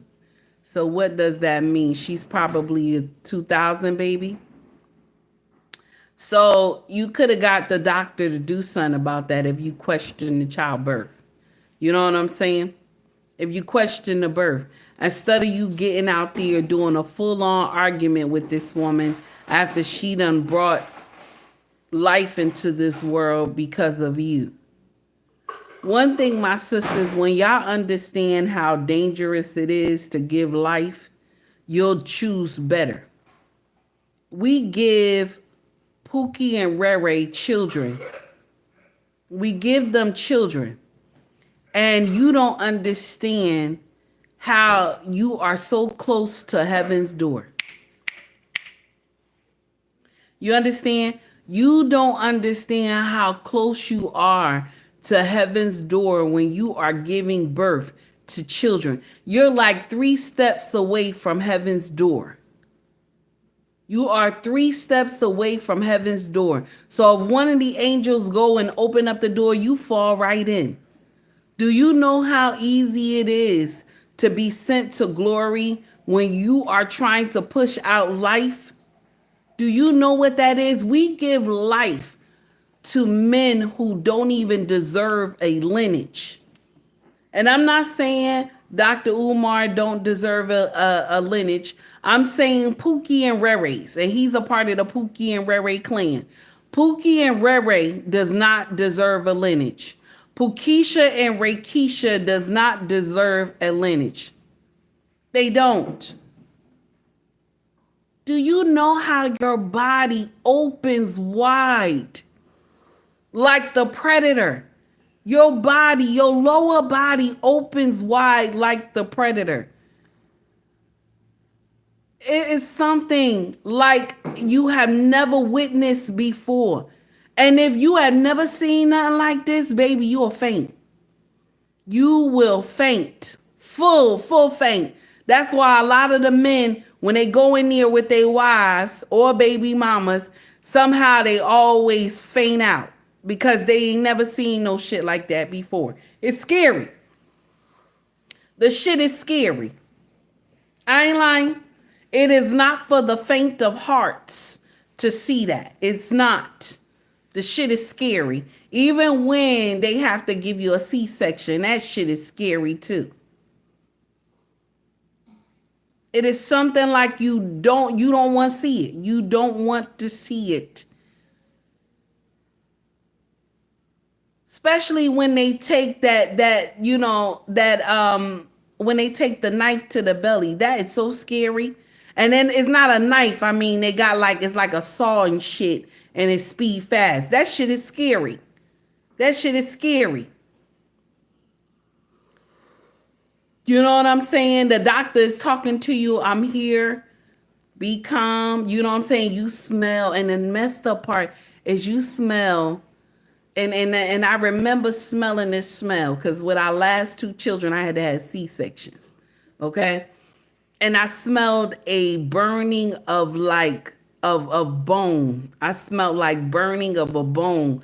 And I kept saying, Doc, what's that smell? He told me, don't worry. Just stay calm. Don't worry. Just stay calm. You know what I'm saying? Because they can't let you go into shock. You can't go into shock while they doing that mess. Now they got to stop. Blood is everywhere. It's crazy. Okay? It's crazy. And we out here giving life to people who are undeserving. And now you ready to do a full-on war with me in the hospital about the birth certificate. When we should have had this discussion before I went to the hospital about what we gonna do with this baby name.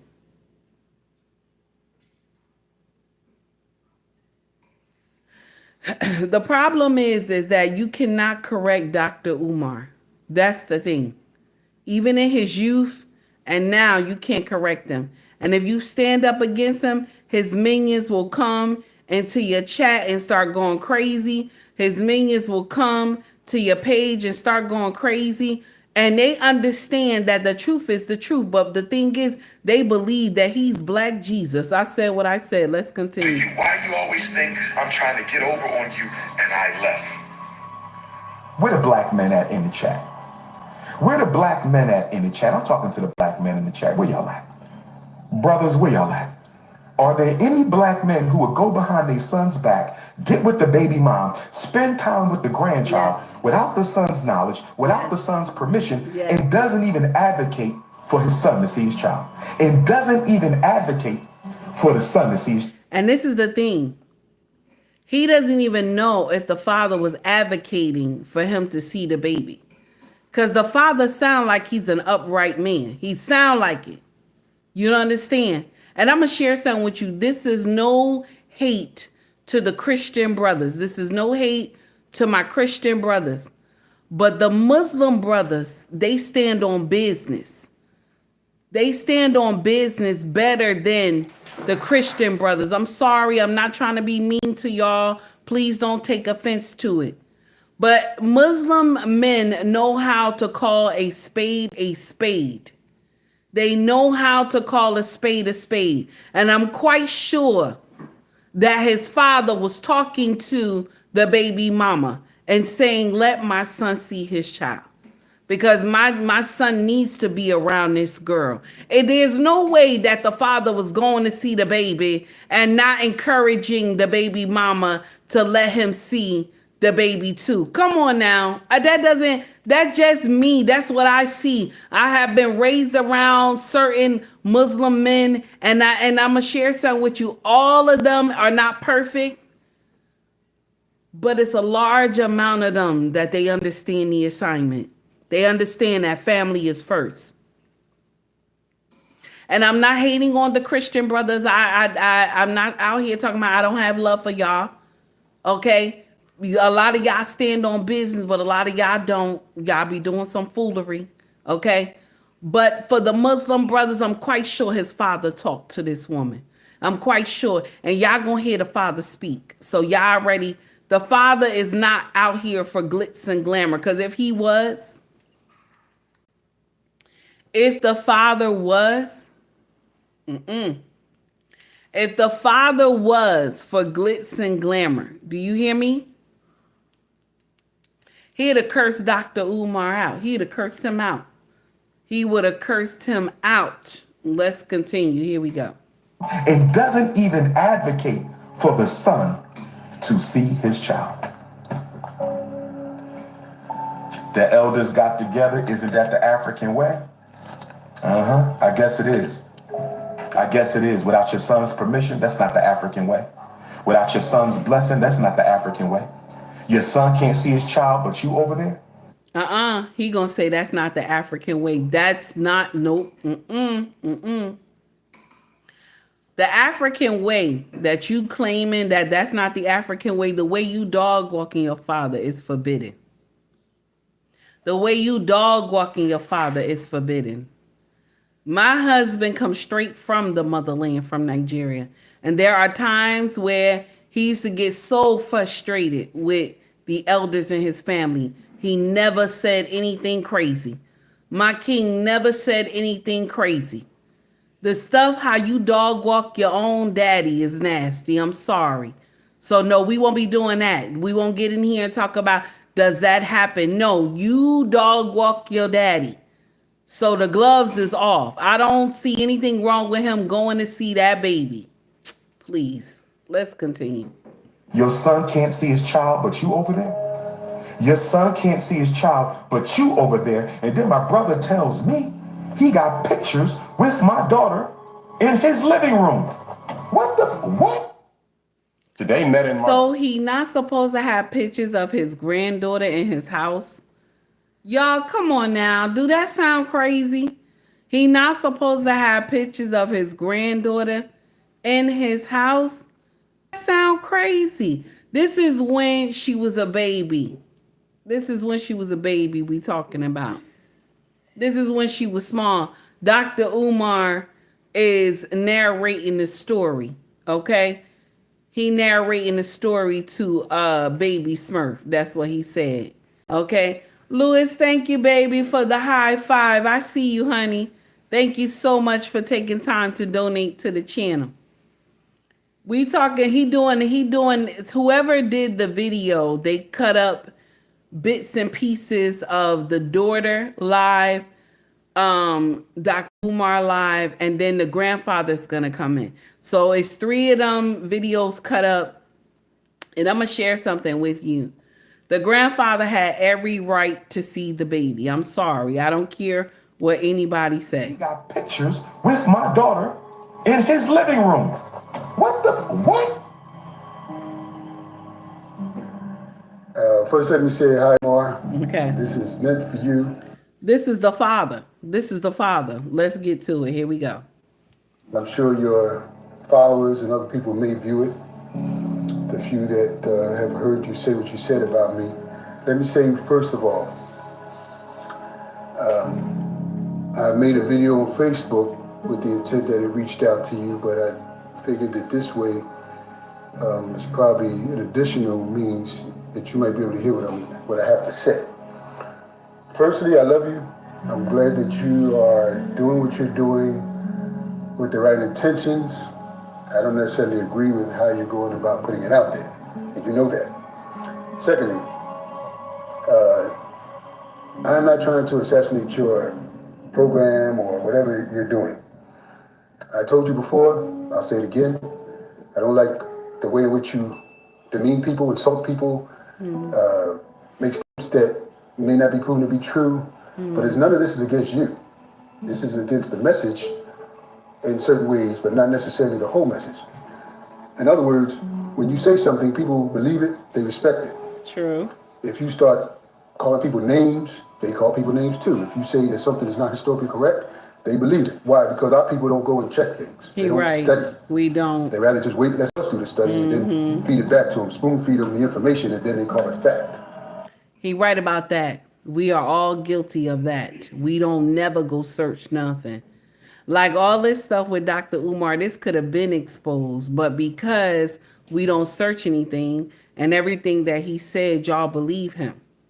Even when one of his donors was trying to find out if there was lights on in that building, and then when the donor found out that there's no lights in the name of the school, that Dr. Umar didn't put no light account in that school, no PSC&G. If PSC, I think PSC&G is in Philly, yeah.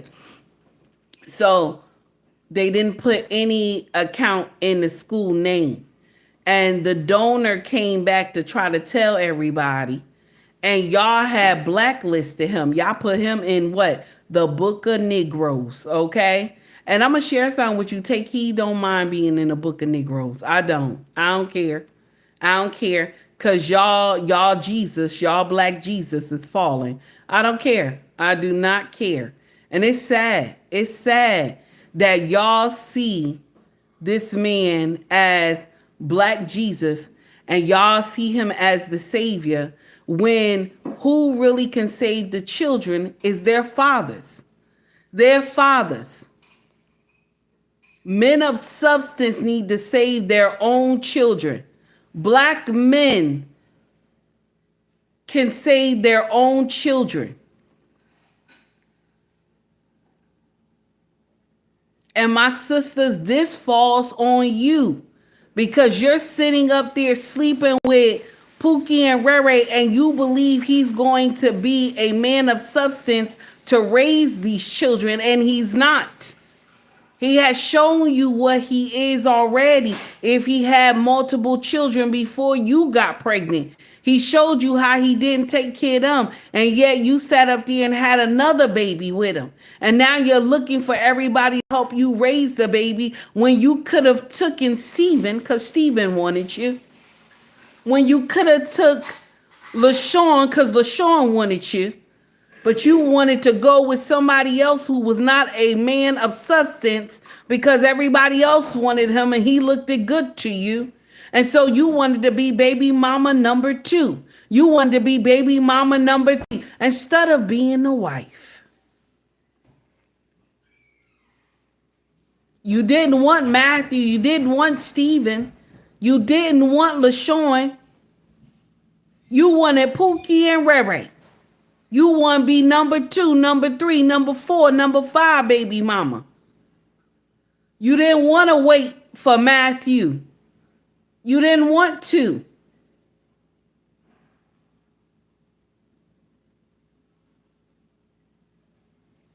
I know it's nasty, but it's true. Let's continue. Better, you know better. We both been in school, so we know that's not the right way to do things. But importantly, more important than that, we don't study nothing. We don't check nothing. I love you, man. I care about you. This stuff would have been exposed. I'm very concerned about what's going on around you, what I hear, what I see. I would never, ever try to hurt you. And I surely would never conspire with other people against you. I believe that too. Like I said in the other video, I'm sure that you know people have talked to me, reached out to me, encouraged me to talk about you, against you. You. Not your information. You. I do speak about your information, but I'm not about speaking out against you. So I hope you understand that. And if you look back at anything I've said and done, you know that to be true. Forgive. And the thing is, for him to even say his father is working against him, his family could have been exposed him a long time ago. They could have been exposed him. But they sat there thinking that he was actually going to do the right thing. That he was actually buying this school to help the young boys. All these years, he never had a summer camp. He never had a convention where he told people to bring their sons. You know what I'm saying? Only thing you hear is that he did a a big cookout. What else did he do? They did like a what they call that? Like had people come to the school and sell stuff at the school. That's the only thing that you hear. But you never hear him had a summer camp. He has a school online. You never hear that before even the building was even thought about. He could have did like school admission online for like summer programs, stuff like that. He could have did so much with the money he was receiving, but he was busy paying his own bills with this money and deceived the community. That's just my take on it. That's what it looked like to me. Because now that the city done put a lien on all those buildings, by the end of the month, if he don't have that money, they gonna seize those buildings. And he been telling his supporters he been paying the utilities in his place, and he has not. That's sad. That's sad. And then this is the thing that's the kicker.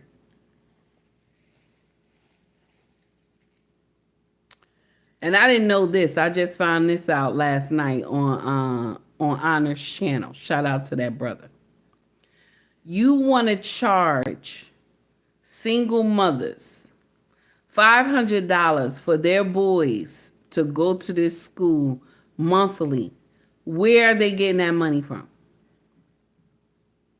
Where are they getting that money from? You wanted to charge them $500 monthly for the children to attend that school. Where are they getting that money from? Do you understand? Where are they getting that money from for admission? Anyway, let's continue. Back and watch the things you said and did that I didn't agree with, and I didn't say a word. I was very offended. People were up to me, telling me about it, but I told them, you're a grown man, you say what you want. Dr. Umar wasn't in my life. My mom was. My mom raised me. My mom took care of me. He wasn't the fuck there. You wanna know why she had to do that? Because I was her child. And because he wouldn't do it, so who the fuck else would? What, my mom was gonna throw me in a fucking dumpster? It's okay to admit it. That girl is nasty, though. She got a nasty mouth. That's her. Another commercial came in, y'all. We still discussing Dr. Umar. For y'all who came in late or you just came across my content, we're still talking about Dr. Umar. Yeah, she's hurt. You can tell. She's 22, I think, now. So, yeah, you can tell she's hurt. She got some problems going on with her, too. Seriously. She's a chip off the old block, honey. And the thing is that these girls, just as well as we talk about the boys needing their father, these girls need their first love, so that they know how to love properly when they get older. See, the owner's manual is everything to the melanated community. And I'm going to share something with you. The powers that be knew where to take the stone from. See, when they encouraged our grandmothers and our great-grandmothers and our mothers, when they encouraged them to leave the father, they knew what they were taking from us. But our grandmother, great-grandmother, and mamas didn't understand take care of their child is always on the fucking mom. And then y'all niggas go to the fucking court and say, oh, you want to put me on child support because you ain't take care of your fucking child. What the fuck else am I going to do? You over here tripping over a couple hundred a month? You don't even see your fucking child. That's the least you can fucking do. You ain't going to no graduations, no birthday parties, no nothing. But you complaining about a couple $100s a month? Because you ain't there. That's the least you could do. Do y'all not know that having a child is fucking expensive? You gotta pay for formula, daycare, all this shit my mom was doing by her fucking self because you wasn't there. And then you get on the fucking internet and you lie out your fucking teeth.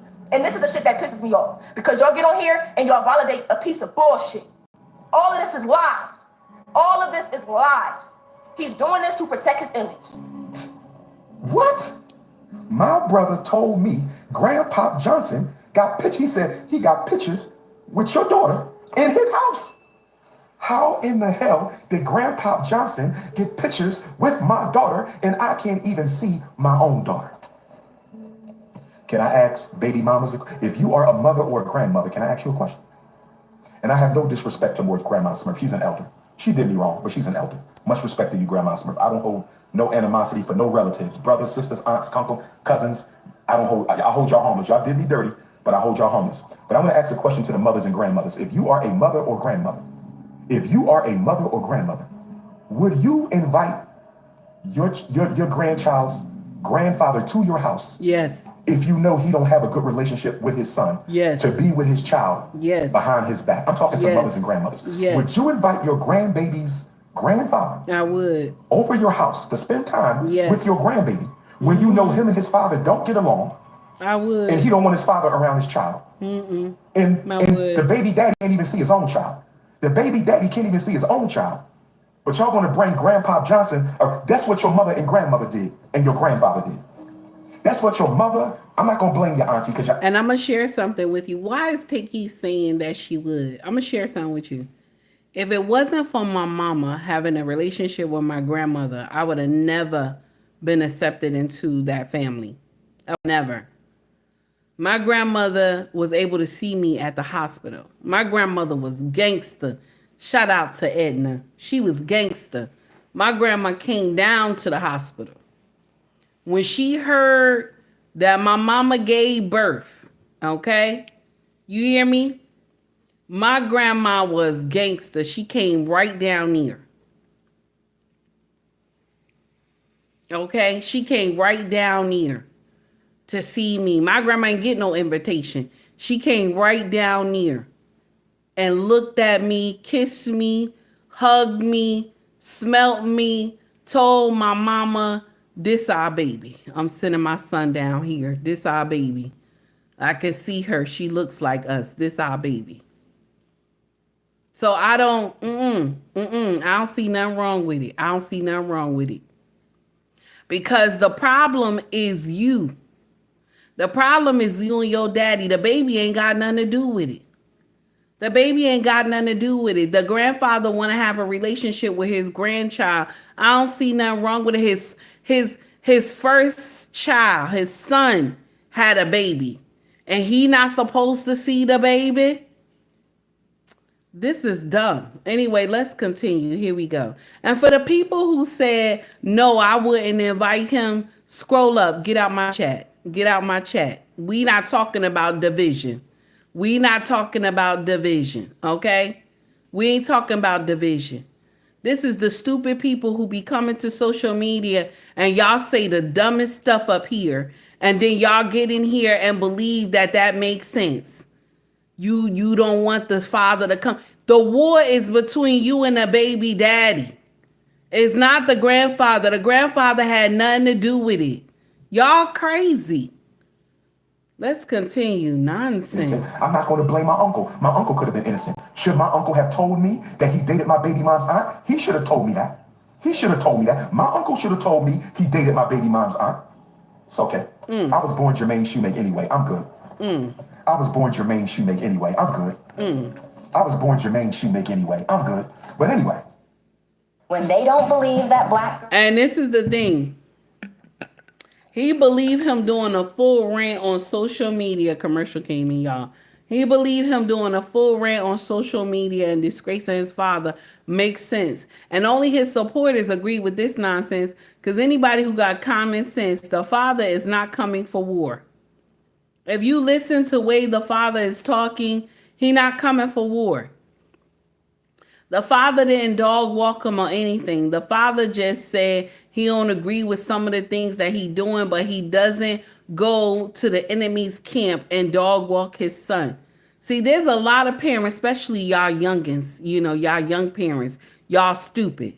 Y'all come to social media, you dog walk your children. Y'all come to the enemy's camp of your children and dog walk your kids. Y'all stupid.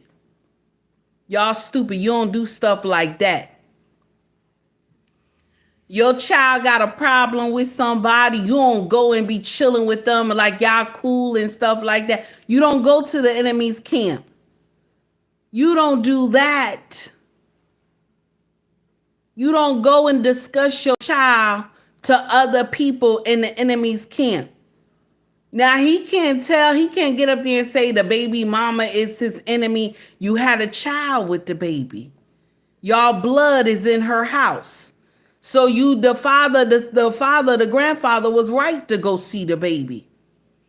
You don't know if the grandfather was trying to calm the situation, to talk to her so that you could see your baby. And you did a whole show dog walking your daddy. That sound crazy.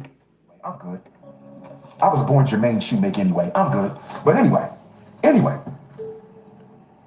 Brothers and sisters, one of the reasons I don't mess with my father. And I'm going to say this to you, Grandpa Johnson, since you've been all over the internet slandering me with my enemies. You've been all over the internet. Now, you chilled out the last couple years, and I respect you for that. But nobody's father should be on the internet slandering their son with their enemies. Nobody's father should be on the internet slandering their son with their enemies. Nobody's father should be on the internet slandering their son with his enemies. You spent time with my daughter behind my back. You got close with my enemies slandering me on the internet behind my back. I'm going to respectfully ask you, sir, stay the fuck out of my life and away from my children. I'm not going to tell you no more. I don't mess with you. I do not mess with you. Stay out. Now, raise your hand if you're a 70s and 80s baby and you said to your father, stay the F out of my life. Raise your hand if you're a 70s and 80s baby and you stood up on social media and said, you told your father, stay the F out of my life. Raise your hand. I don't see no hands raised. I don't see no hands raised.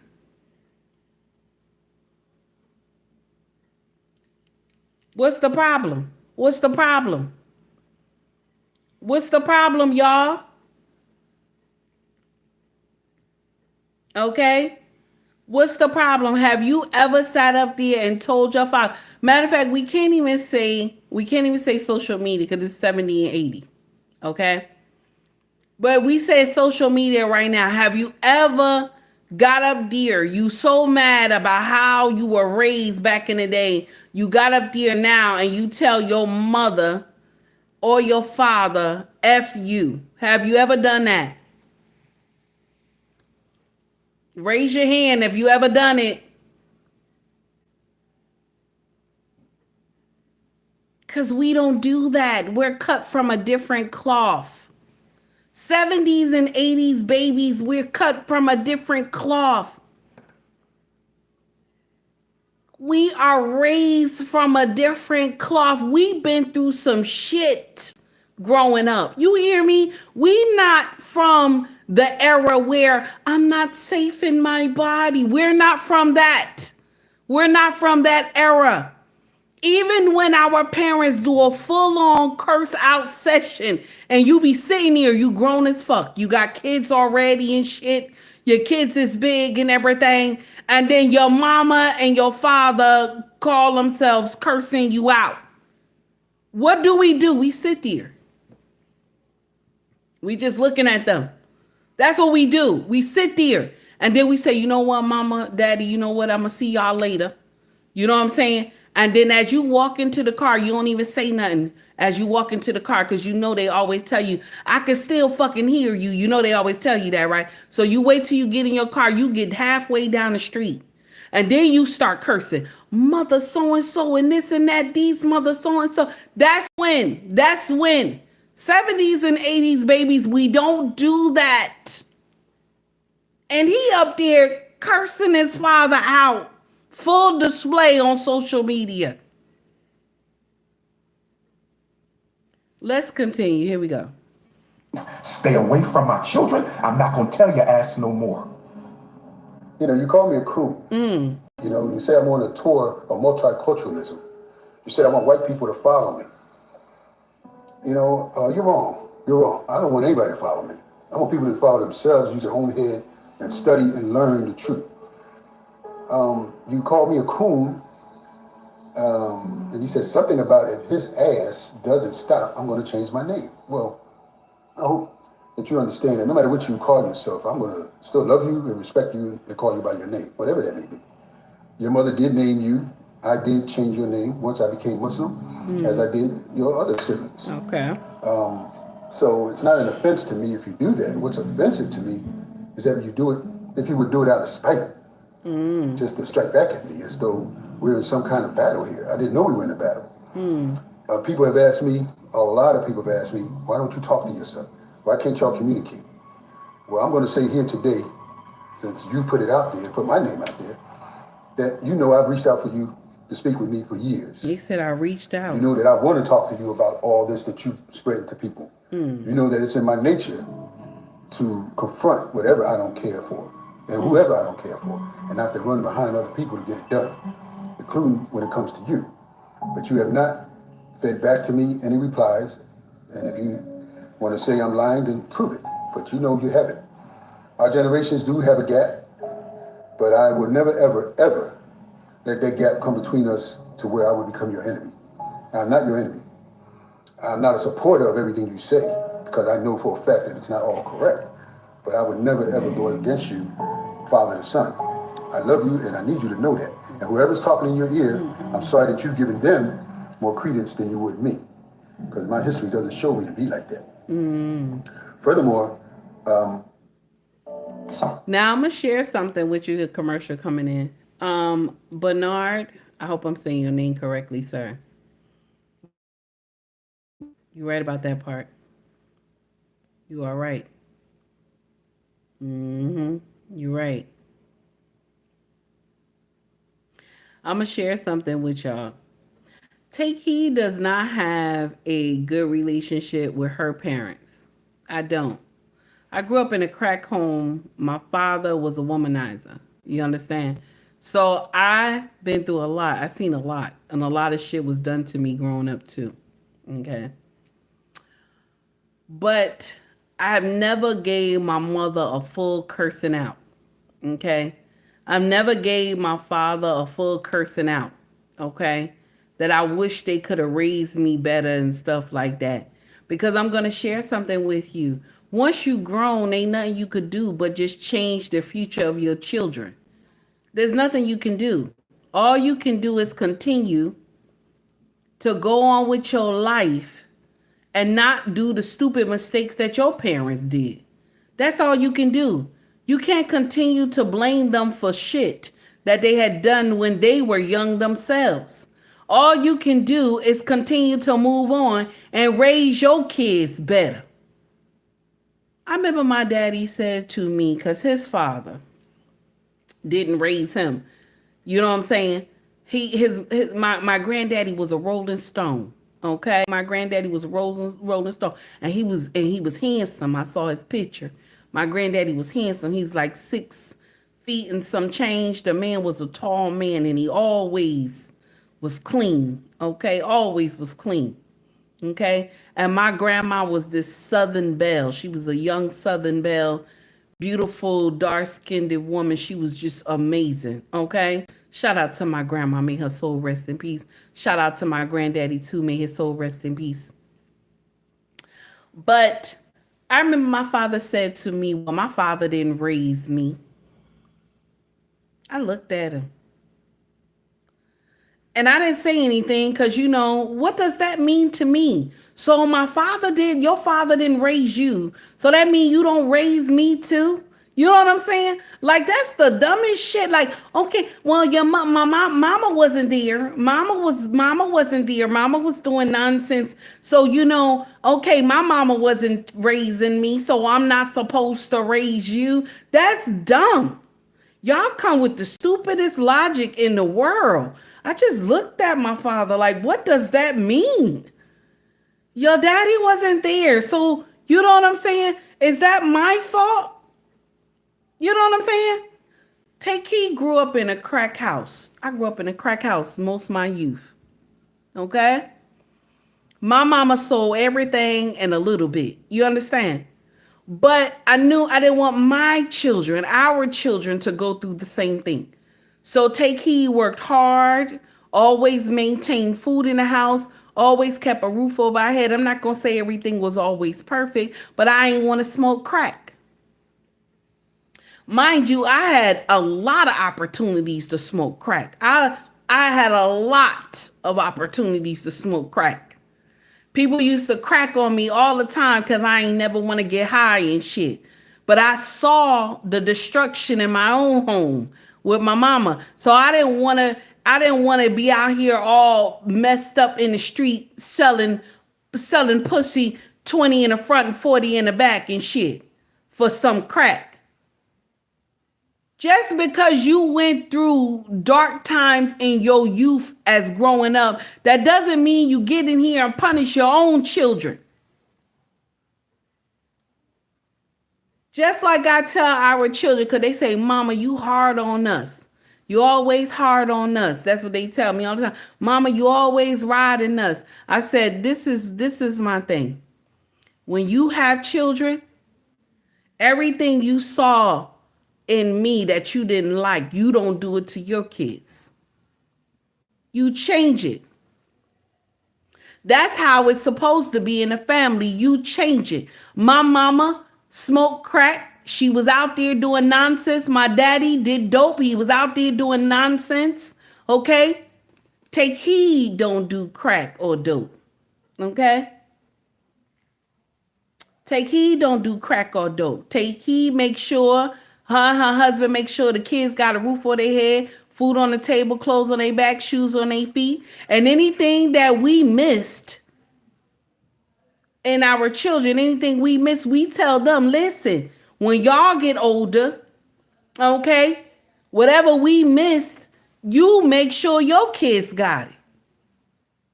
That's how it's supposed to be. Not, oh, well, my mama and daddy wasn't there for me, so I don't need to be there for mine. Y'all stupid. Y'all stupid, whoever think that. Mary said, break those chains. That's what you're supposed to do. Go ahead, Mary. That's what you're supposed to do. Let's continue. Here we go. I've been reaching out to you privately. You have not responded. And then when you have, you've come call me names, totally disrespecting me, very condescending in the way that you come across. And I guess that's what your base wants. You know, I guess that's what your people like to hear. Unfortunately, doesn't make you look good. Doesn't make you look good at all. I know you're more intelligent. Mike, I'm not doing that one. I'm not. I know that's a scripture from the Holy Bible, but we take that out of context. I'm not going to agree with you on that one. If the parents is doing drugs, the grandparents is doing drugs, you growing up and you see it, or you see the grandparents doing demonic shit, you grow up and you see it. You're not supposed to go and continue and pass it to the next generation. You're supposed to break that chain. I can't agree with that, baby. Let's continue. Here we go. And most of all, more well-mannered than that. I've never heard you use profanity as much as you have until you started becoming a member of the conscious community. You never use it towards me. And I'm just utterly shocked that you do it in the way that you do, as well as attacking other people the way you do. But this is not against you. This video is not against you. I'm telling you, man, I love you. You're my firstborn. I would never hurt you. I would never conspire with people against you. If you feel that the only way you can address me as a coon, then so be it. I know better. As wisdom continues to go through and for you, I'm sure you'll see better things, larger scale. But you're still young and you're still learning. Unfortunately, though, in your learning curve. I just read something from somebody. Stephen, block Michael Anderson, please. Mike Anderson, block him for me. Thank you so much. I don't like foolishness in my chat. It's, you talking dumb. So I don't have time for you, okay? I always tell them this is grown folks conversation. We can't be in here calling each other names. You know what I'm saying? That's done. That's dumb. Let's continue. Thank you, Stephen. I appreciate you, baby. Here we go. People are going to tread in the same path of mistakes that you are. But you have my support outside of this. You will always have my support outside of this stuff that you're talking. Because you're still my son. I'm still your father. People are going to divide us because, one, we're two generations apart, a generation apart.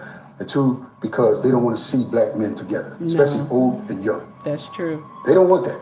And some of them are the same people that you're talking to and with every day.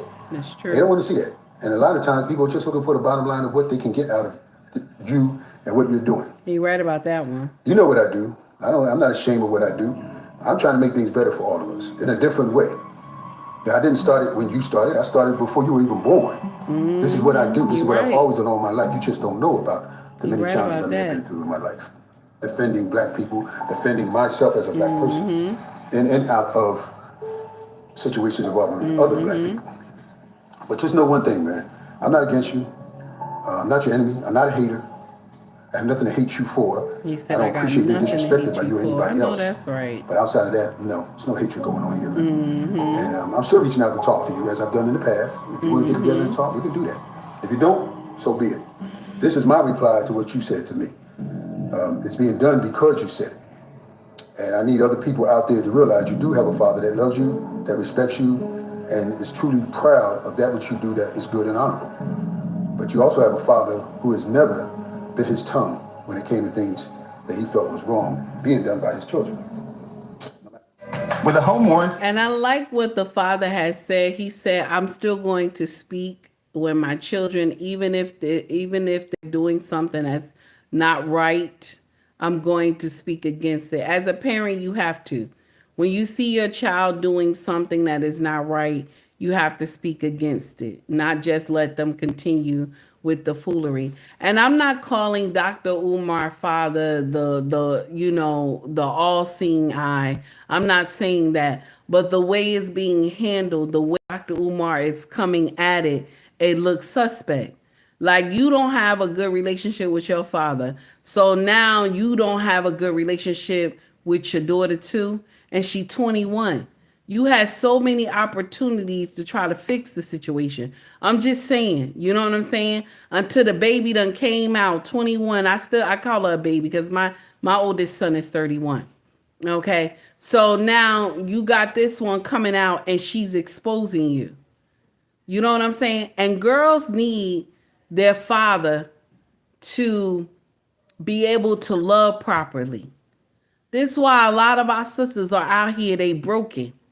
Because their first love, they never received.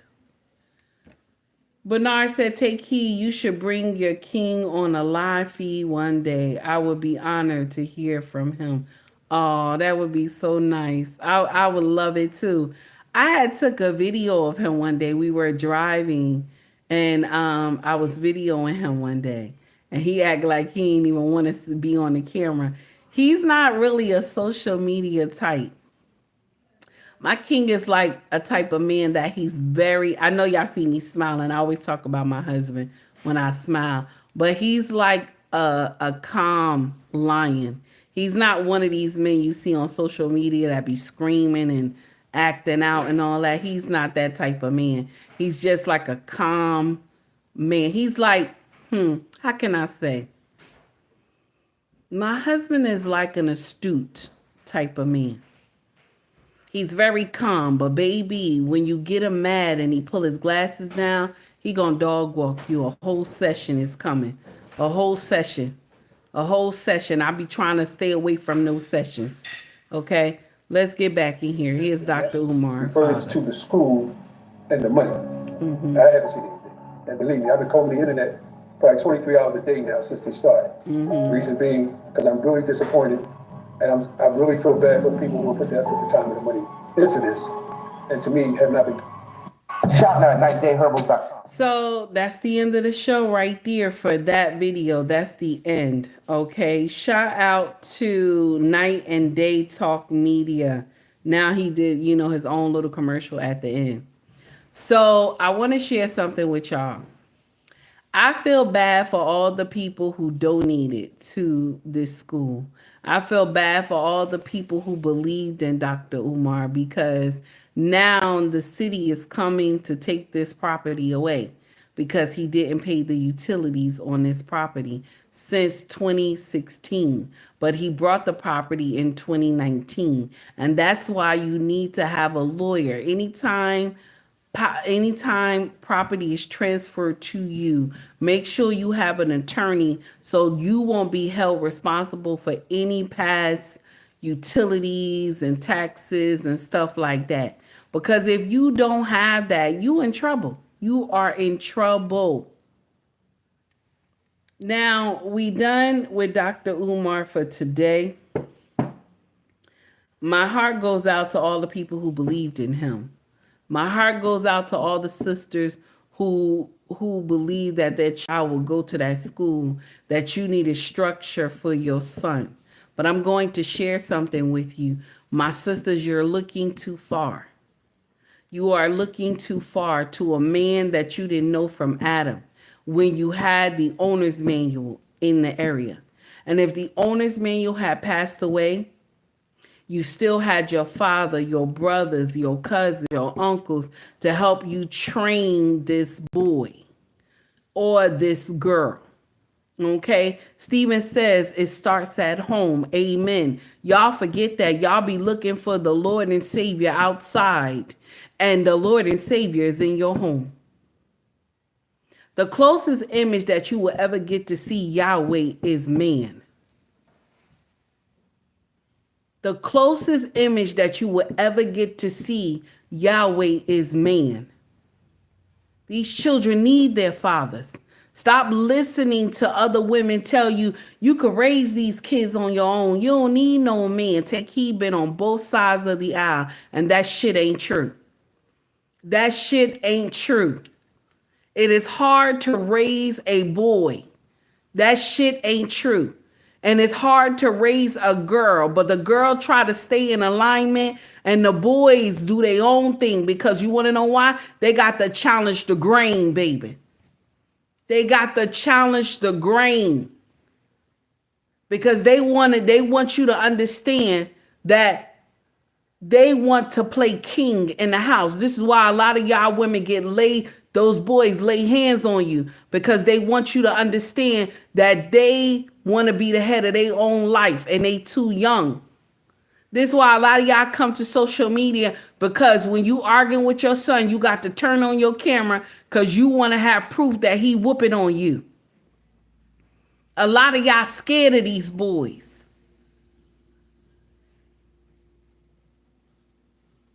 One thing Take Heed did not have the advantage of is when I raised my first son on my own. This boy got teenage age. And I remember he said to me in my own house, y'all, this boy said to me, only why I ain't never lay hands on you, mama, is because I'm only respecting you as my mama. Mind you, he didn't even understand how crazy his mama was. You understand? You looking at a woman who was I was born and raised in 3 projects. Do you know how hard I can thump? Do you know how hard I can lay hands? And he said that to me. He sat up there, called me a fat bitch. All I did was ask him to clean up his room. Clean up your room. And because he was smelling himself, because they all smell themselves, okay? The daddy was not there. I didn't encourage the daddy to be there. I was smelling my own shit, thinking that I could do everything on my own, until this boy towered over me. And this boy was ready to whoop my ass in my own house.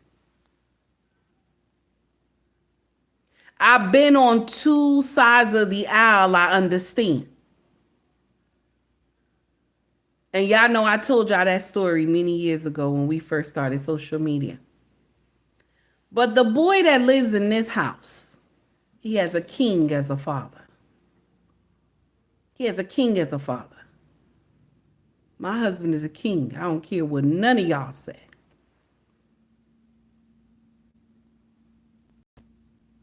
This boy can say something to me and my king hear it.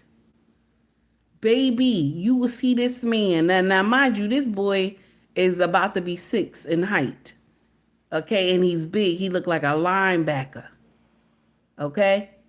This boy had said something to me, and I saw how quick my king jumped off the couch out of his boy, and all you heard was, Daddy, no, Daddy, no. That's all you heard.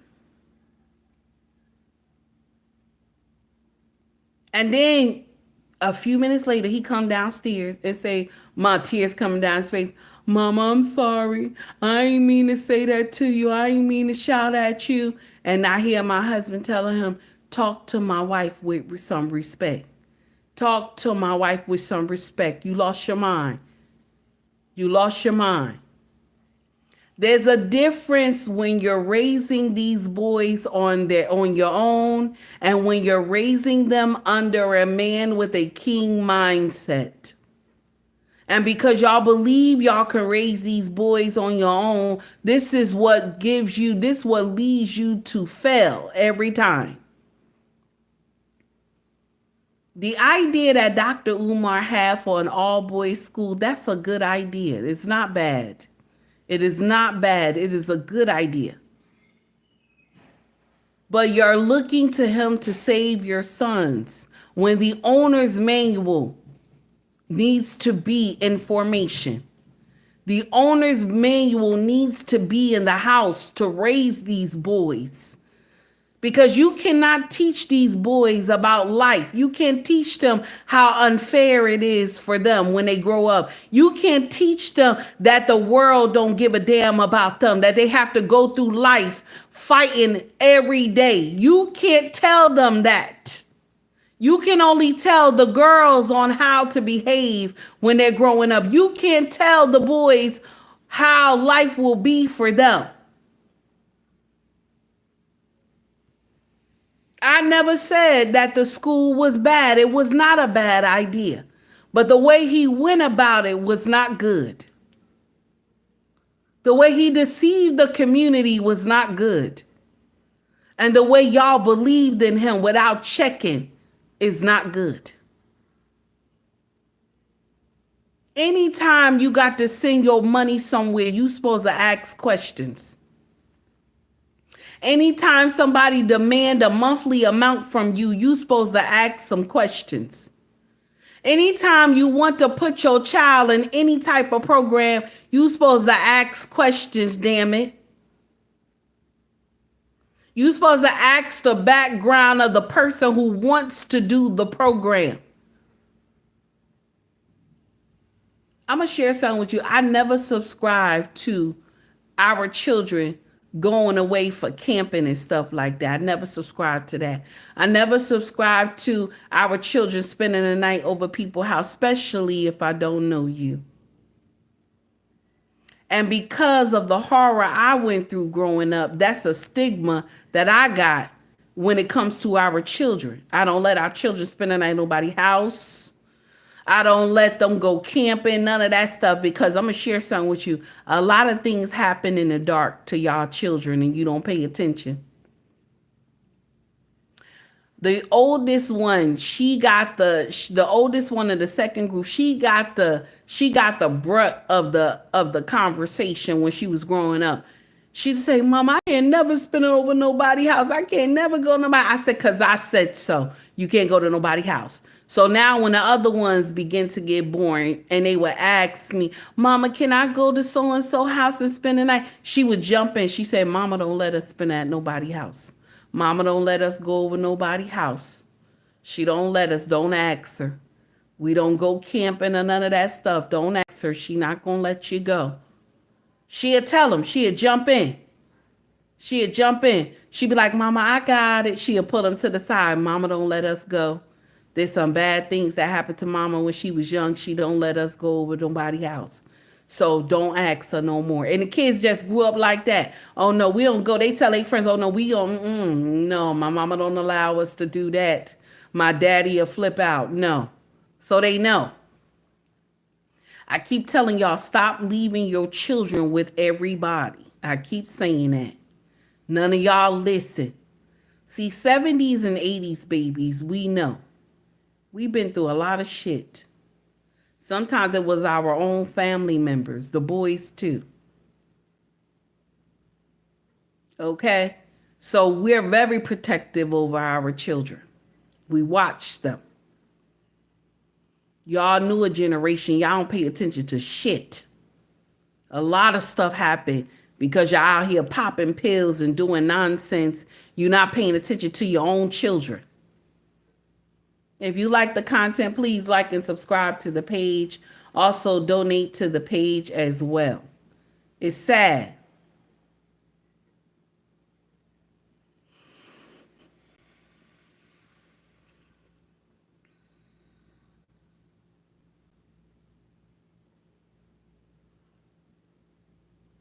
Karen, I love that for you. That's beautiful. My situation is not for everybody. I didn't say all the children do it. I did. But one thing I will share with you, Karen, there's a piece of your boy, a learning is missing in him. A lot of melanated sisters, y'all don't believe that. But when these boys are not raised with their father, there's something missing in them. And that's the teaching of being a man. I'm not lying. And this is why some of them, and my brothers, y'all can contest to this. This is why some of them have to go off to the military. This is why some of them have to go and get under other brothers who have a king mindset that was raised by their father so that they can learn how to be a man. Okay? So I'm not sitting up here saying that, oh, Karen, no, you did this. No, I'm not saying that. And I'm going to share something with you. Ain't nothing you could do when a father don't want to be bothered with the child. The only thing that it will be your fault is that you chose this man to sleep with. That was the only thing that was your fault. But other than that, you can't do nothing about him not wanting to be with the baby. You understand? So I'm not saying that, oh, all the children, but I want us to be clear about something, Karen. Majority of boys who are not raised with their father are filled in that jail. Am I right? Majority of boys who are not raised with their father is the jails are filled with them. Because they don't have male logic. You understand? They don't know how to regulate that anger when they get upset and a situation happens. They don't understand. They're not practicing logic. They're practicing their mama's behavior. Let's understand that. So now let's get to the main event. And then I'm going to let y'all go because I've been running my mouth. Let me see how many hours. 2 hours and 41 minutes. I've been running my mouth. Okay. Now, why the subject of this whole thing? We wasn't supposed to do Dr. Umar. We wasn't supposed to do Dr. Umar today, but we were supposed to talk about, this is what we were supposed to talk about today. Furious, thank you, baby, for the $5 super chat. Greatly appreciate you, honey. Always donating to the channel. Thank you, baby. So what we actually were supposed to talk about was this woman who came to social media. And she said this on Big Player Podcast. Hey, K. David, what's going on? Okay. Criminals, fathers too. Okay. I understand. Karen, I don't know. I hope I didn't offend you. But no matter how you split it or how you turn it around, it still was your choice to mess with the man. Am I right? Just like when Takei was on Baby Mama Lane up the street around the corner, it still was my choice to mess with a man who didn't have a king mindset. It still was your choice. Nobody forced you. Just like Takei, nobody forced me.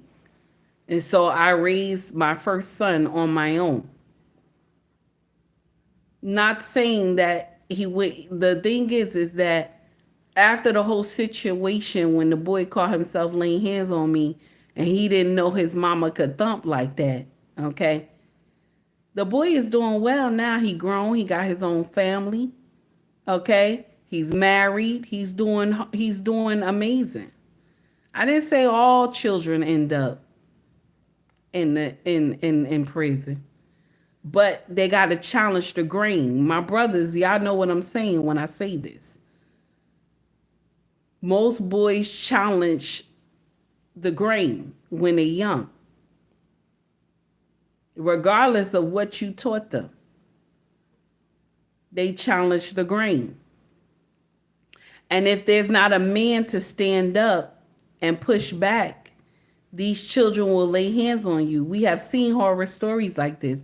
And if your child has never done it, God bless you. That's beautiful.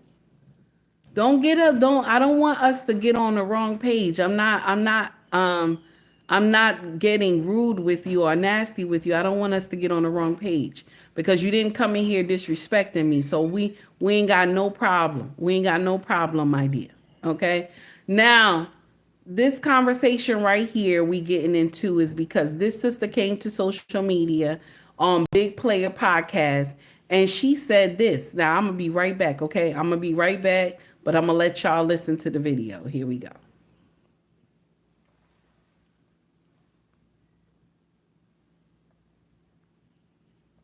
Here we go. Hold on. I'm doing something wrong. So by that logic, a lot of women aren't single because they can't be chosen. They're single because they finally realized what they were choosing wasn't worth keeping. So by that logic, what's worth it ain't choosing them. Which means they haven't been chosen. A lot of women single, they cooked. That's it. Done, domed, over with. Cooked. Just leave it at that. Just cooked. A lot of women aren't single because they can't be chosen. They're single because they finally realized what they were choosing wasn't worth keeping. So by that logic, what's worth it ain't choosing them. Which means they haven't been chosen. A lot of women single because they cooked. That's it. Done, domed, over with. Cooked. Just leave it at that. Just cooked. A lot of women aren't single because they can't be chosen. They're single because they finally realized what they were choosing wasn't worth keeping. So by that logic, what's worth it ain't choosing them. Which means they haven't been chosen. A lot of women single because they cooked. That's it. Done, domed, over with. Cooked. Just leave it at that. Just cooked. A lot of women aren't single because they can't be chosen. They're single because they finally realized what they were choosing wasn't worth keeping. So by that logic, what's worth it ain't choosing them. Which means they haven't been chosen. A lot of women single because they cooked. That's it. Done, domed, over with. Cooked. Just leave it at that. Just cooked. A lot of women aren't single because they can't be chosen. They're single because they finally realized what they were choosing wasn't worth keeping. So by that logic, what's worth it ain't choosing them. So what y'all think? Is she right about what she said? What y'all think? Hey, Red Lipstick Vibe, how are you? It's good to see you. Guys, when y'all get time, like and subscribe to Red Lipstick Vibe, where the content is always fire, baby, and educational. So what y'all think? Is that true? I'm going to share something with y'all. I got a little problem with that. Which, whoever know my content, you know I have a problem with it, okay? For y'all newcomers, you don't know that I would have a problem with it, but I do. There are a lot of melanated sisters that come to social media and they will tell you that I'm not, I'm single by choice. I'm single by choice. And I'm going to share something with you. You single because you don't want to change. Some women are set in their ways. Some women they don't want to get on a program of a good man. They rather continue to do whatever they want to do. And I'm going to share something with you. Taki has been in this walk as well. And a lot of y'all will sit in here and say you don't need men. And that's fine that you believe it. That's fine that you believe it. I didn't say it's reality, but that's fine. You believe it. You understand? So, and a lot of y'all still believe that you can raise these kids on your own. That's another thing. That y'all will turn around and subscribe to going to get a donor, okay?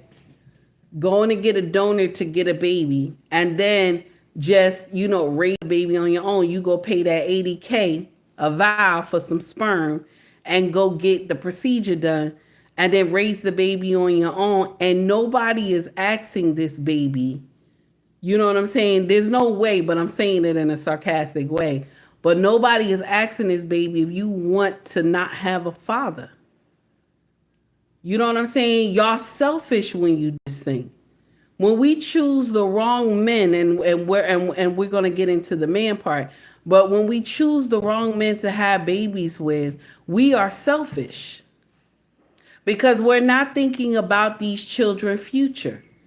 We are not thinking about their future, on how this man can raise them and guide them. We're not thinking about that. Just right now, this brother looked good to me. So you won't use protection or even get on something that will prevent you from having a baby. And because he slip off the condom or whatever he does, you continue to still screw him. That does not make sense. And don't get me wrong, I understand heat, honey. I understand heat. I'm not sitting up here telling you I don't understand heat. I understand when a body gets hot. But when a body gets hot, y'all lose all sense of direction. That PhD fly right out the window. That doctorate flies right out of the window, but y'all say you more educated than men. But all logic flies out the window. And you go and sign up to be a baby mama. That is not the thing. We put our children at a disadvantage when you want to be a baby mama. I know it's nasty. I know it hurts, but it's the truth. You put them at a disadvantage. And because you're mad that old Take Heed is saying it, and you saying, oh, well, Take Heed always take up for the men. I don't. It's only the ones who have a king mindset you'll hear Take Heed root for. But for the Pookie and Rere's, I give two shits about those men. Why do Take Heed feel that way? Because I was a Pookisha and a Reikisha. I know the shit that they have done. And I know the shit that Pookisha and Reikisha has done because I was one of them. But a mindset change do have to come when you get older. And I'll share something with you. I made my turnaround in my 20s. I made my turnaround in my 20s. A lot of y'all my age right now, y'all still think like you in your 20s. You didn't learn nothing. And when some woman comes to social media and say something against your understanding, you immediately call her out her name, pick me, and all this other foolishness. Now, what this woman is saying right here, she's sitting up here believing the logic that she's, female logic, the logic that she's pushing out, she believes it's right. Do you hear what I'm saying? She believes this logic is right. And this logic that she's pushing, all the older ones that we, all the women that we saw growing up, right? All these beautiful melanated chocolate women, light-skinned women, high yellow colored women that we love, that we saw all on the cinema, that they were not married, they were, or they were married and the marriage didn't work out, and they've been jumping from man to man because they like, I'm independent woman and all sort of stuff. Now we see some of them that's in their 50s and 60s, and we're seeing their decision play out on full screen now. That the decision of them being, oh, I don't need no man, men ain't this and men ain't that. We see their decision now, and they're coming to social media crying, talking about they need a warm body on top of them. They're taking boyfriend applications. Now you in your 50s and 60s talking about I'm taking boyfriend applications.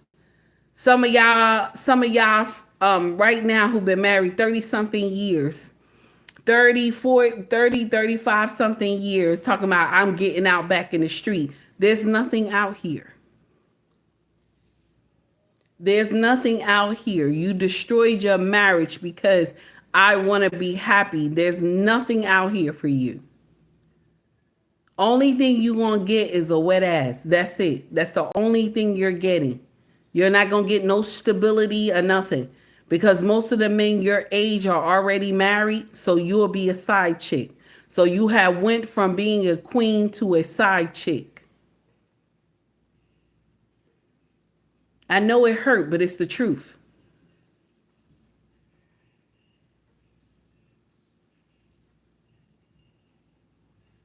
The uncomfortable truth is that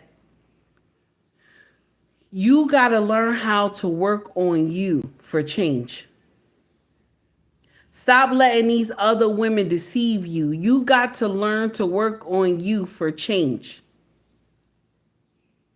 I feel bad for this sister right here. I do. She is a beautiful melanated sister, but I feel bad for her because just because black don't crack don't mean that we can be sitting around here just waiting forever because the way we look young. Some of us, we age with grace.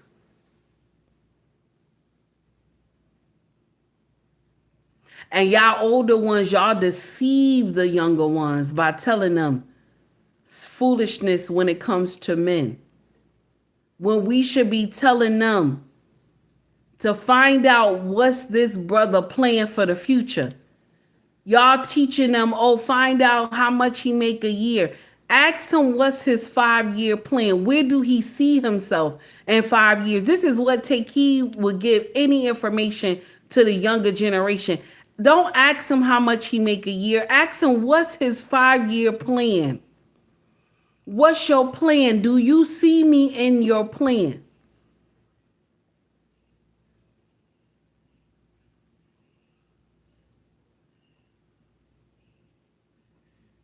Anybody take offense to this conversation, baby, my channel is not for you. Scroll up, okay? I don't want to hurt nobody's feelings, okay? Because if it's hitting you, then the message is for you. If it's hitting you, if it's bothering you, baby, then the message is for you. Okay? A hit dog gonna holler if it's bothering you. Because I'm not directly pointing at you. You understand? I'm not directly pointing at you. If your spirit is bothering you, then it's you. The message is for you.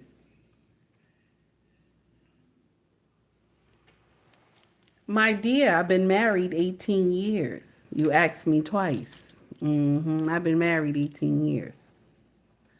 The uncomfortable truth is that a change needs to come within you.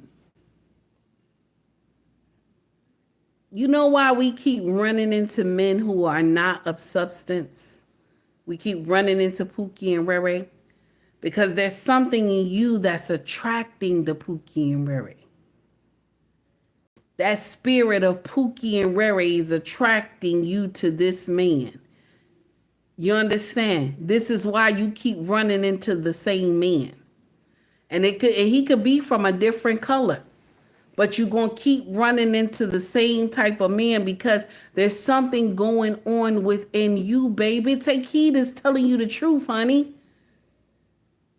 Why you think Take Heed kept running into foolishness when I was young? Because there was something in me that was attracting this type of man. And it's until I sat up one night and was like, you know what? Something's going on with me. Why can't I keep a man? Now, listen. Take Heed always tell you a big butt and a smile will attract a man. A big butt and a smile will attract a man. I didn't say keep him. I didn't say keep him. Take Heed ain't had no problem with catching him. I couldn't keep him. Because when you are not right from within inside, you're going to attract foolishness. Now, mind you, I'm not going to say every man that I had met was a bad person. No. I met some good brothers, but I was pushing them away because I wasn't clean. I wasn't clean when it comes to, not saying clean like dirty. I mean, what I'm saying is clean is that I wasn't ready for the change. I wasn't ready to be held accountable for my actions. I wasn't ready to take accountability. You understand? But when I had just a little trouble at the laundromat, that's where I met my husband. A little trouble at the laundromat. For that little trouble at the laundromat, this is why you see take heed before you. The little trouble at the laundromat. My king did a lot of teaching and made me take that accountability. Shout out to my king.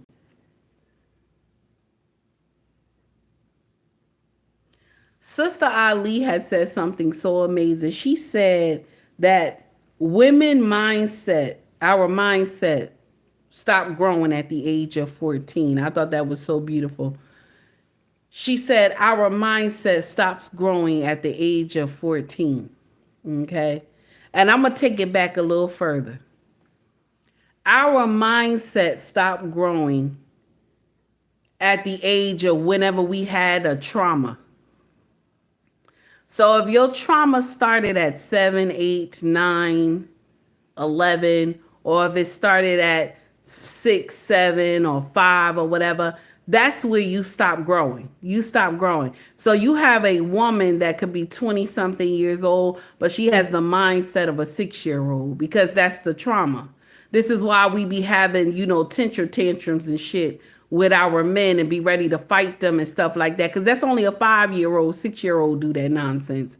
Ready to full out war with this man in the street. That's a 5-year-old, 6-year-old do that nonsense.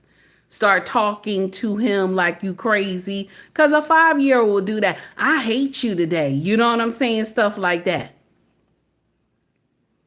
Whenever your trauma had started, that's where your teaching stopped. So now a man got to get in here, okay? A man of substance with a king mindset got to get in here and tell you this is what they require. And if you can't adhere to these requirements, then I don't need you. And shout out to my king because this is what he did to me. You have to adhere to what this is my boundary here. And if you cross this boundary, we done. We're done. And to this day, I have never crossed those boundaries to destroy our marriage. To this day. And I thank God for that because I'm not one of those women. I ain't happy today. I ain't happy today. I'm not one of those. I'm not one of those.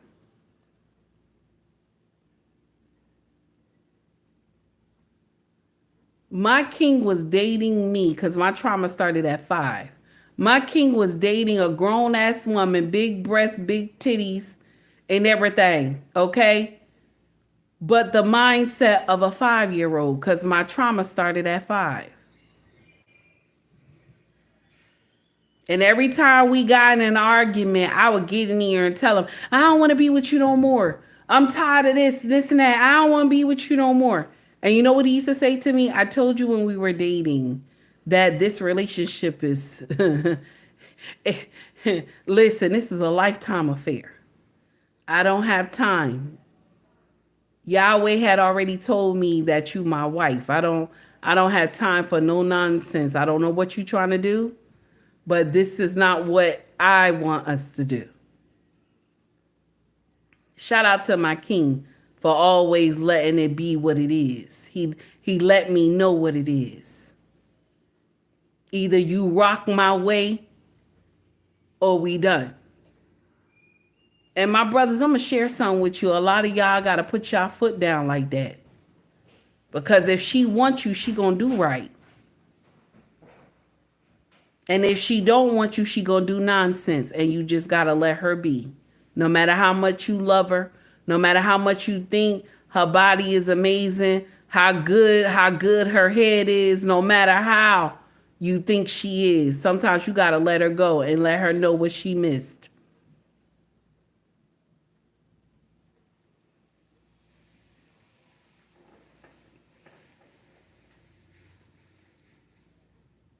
A lot of y'all women will walk yourself out of your destiny because you don't want change. You rather stay in your comfort zone.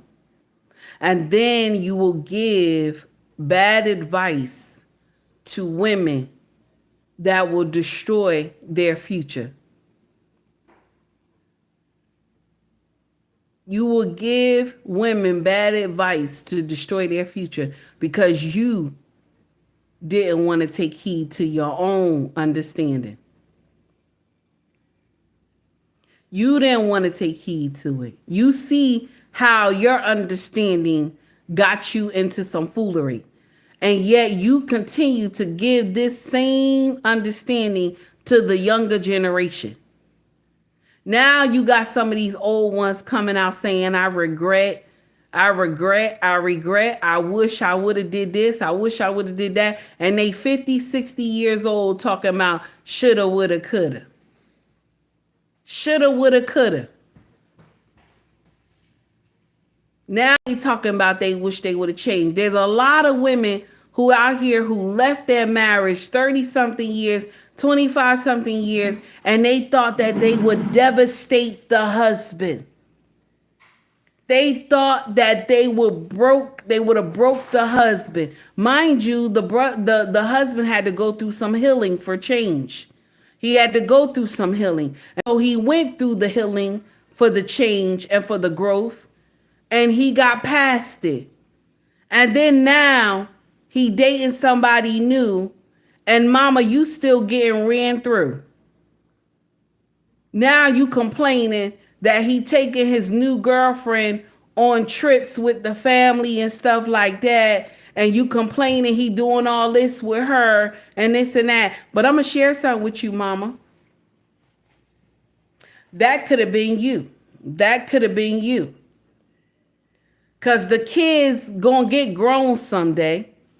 And then y'all going to be able to vacation and enjoy. Do you know how good it feels right now for our kids to be the age that they are? We so happy. We talking about the shit we going to do when these kids finally leave the house. We not talking about, oh no, you know what? We going to divorce when those kids, everybody in college, we leaving each other. We ain't talking about that. We talking about how we going to spend time back home in my husband country. We talking about all this other stuff that we trying to do. No, y'all crazy. Get somebody else to do it.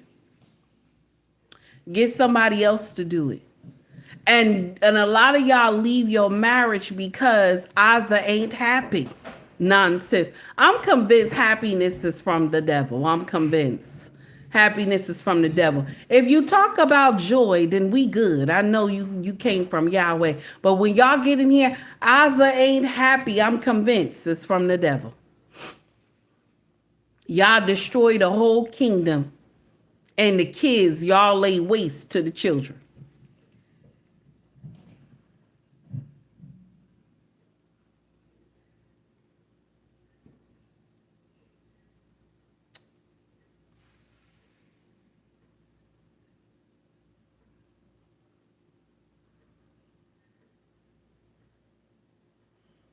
I want y'all to hear this. This is an older woman from Kamo TV. Shout out to Kamo TV. I like their content. Here we go right here. Listen to this older woman.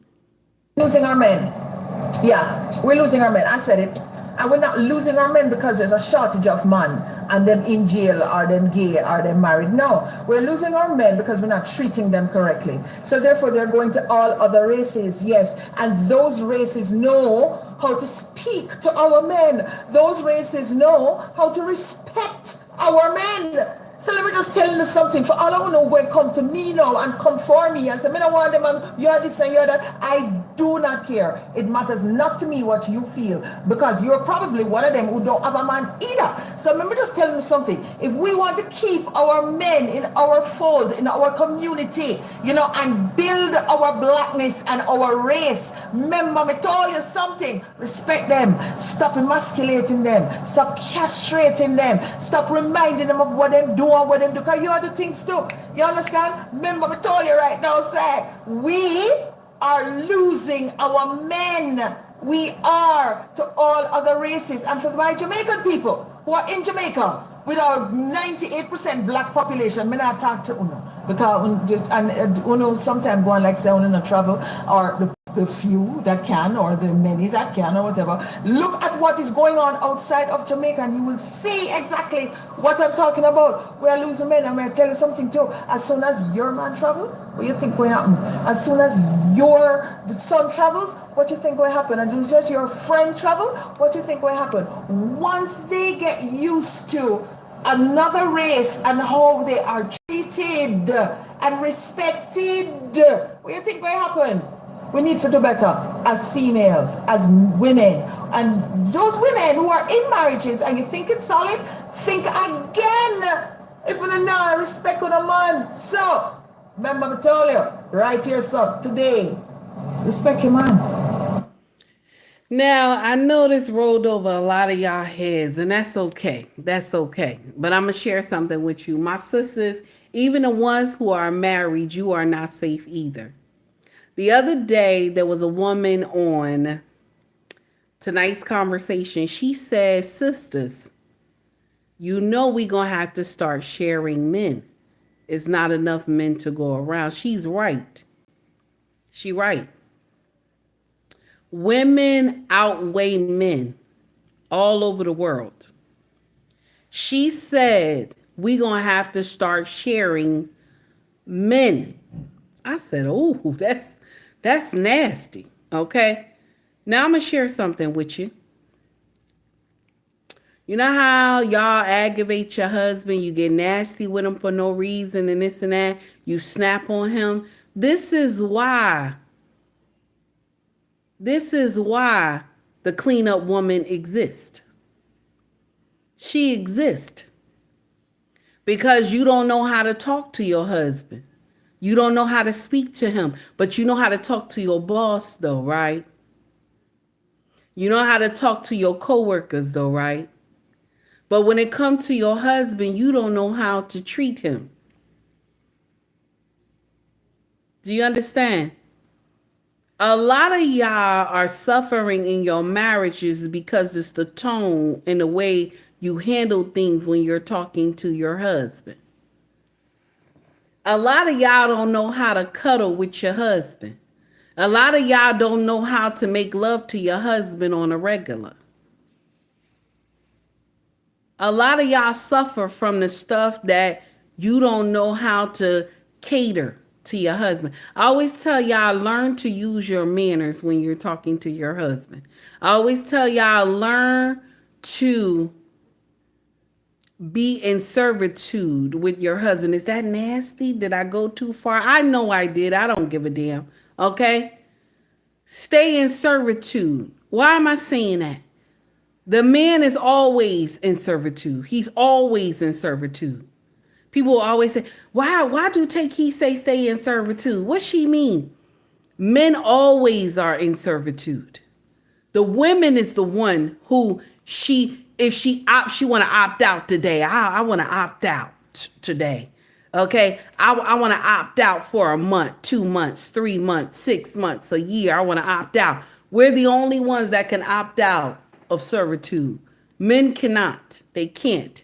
If they opt out of servitude, everything falls. Everything falls if they opt out of servitude. But if we opt out of servitude, he tap you on the shoulder, boom, boom, late in the midnight hour, and you look at him and be ready to have a whole war with this man because he tapped you on the shoulder. You opting out. You opting out because you looking at him like he crazy. When he have worked a 12-hour, 16-hour shift and you don't have any food on the table and you be like, well, I was tired today. Okay, I worked too. I was tired today. That means you opt out of servitude. Okay? Because mind you, you worked 8 hours, but he worked 16 hours. So you had some time to rest a little bit and prepare food. Okay? You still had time. Oh, my dear, I already cleaned a house that my king owns. Yeah, don't worry. I can't come clean your house. I already have a house that my king owns that I have to clean up myself. So now, check this out. With the help of the children, of course, you know, these kids are big. Okay. So check this out. There's a lot of things that we sit in here and say, I'm not going to do servitude. You opt out of doing servitude and you will lose your husband to the cleanup woman. This woman clearly got on tonight's conversation and said, y'all sisters going to have to start sharing your men. Where they doing that at, Sway? Where they doing that at? She said it's not enough men to go around. So let me share something with you. If you not doing right by your husband, the cleanup woman is coming. She's coming your way. And you know how she come? She come in the form of like this. Good morning, King, when she see your husband at work. Good morning, King. Mind you, you not talking to your husband at home. You being nasty to him, you know. Take heed, call her husband King at home. I call him my love at home. I say sweet things to him. So if a heifer outside say it to him, it ain't new to him. He just look at her like she crazy. It ain't new to him. You understand? Y'all out here calling your husband by his name. Some of y'all, shout out to the sisters who call their husband Lord and King. Shout out to them. Because Miss O do that. Shout out to Miss O. A lot of y'all don't know how to show this man any respect. So when another woman get out here and call him king, or she brings some food for him, she bring an extra plate or something from her job, to the job, and she give him, he's like, oh wow, she care about me. My own wife couldn't make nothing for me. This when y'all get the cleanup woman. This when you get the cleanup woman, when you don't know how to feed your husband in both ways. When you don't know how to feed him in both ways, the cleanup woman exists. She comes to clean up all your mess. Y'all better stop getting out here listening to these sisters who are broken, that don't want no husband. Y'all better stop listening to them, because you will end up on the sideline and saying shoulda, woulda, coulda, and you'll be remembering Take Heed, and Take Heed won't even be in this zip code no more. Take Heed to be somewhere in my husband country relaxing. I won't even be on social media. Y'all crazy. Y'all better stop listening to these old hags because they messed up their life. Now you want to get out here and do the same. Talk about you wish you had a warm body on top of you. You better get out of here.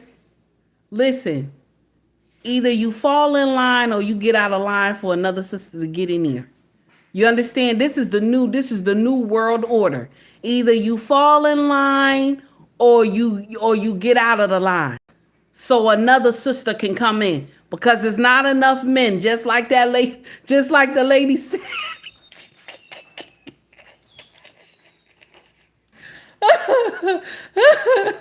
Just like the lady said on tonight's conversation. She said it ain't enough for brothers to go around. Either you fall in line or you get out of line, baby. Either or, damn it. Now let's get in here and acknowledge the super chats. I want to thank everybody who took time to donate to the channel today. Now, you know I had already shouted you out, okay? I done already shouted you out. So we just gonna play, I think, about six videos. That should be enough for everybody who donated to the channel, okay? That should be enough for everybody who donated to the channel. Now, the first one was the donation from, I think it was, my first donation was Sun Kiss. Sun Kiss, this for you, baby. Here we go. If I ain't had no bills, I swear to God I wouldn't be fucking working here at this bitch ass job. I really can't take the bullshit no more. Oh, I hate my fucking job. I'm here every day, oh the pain doesn't stop. I need a new way to get paid. And now I just pray that I get through the day. Oh, help me survive this meeting I got, this poor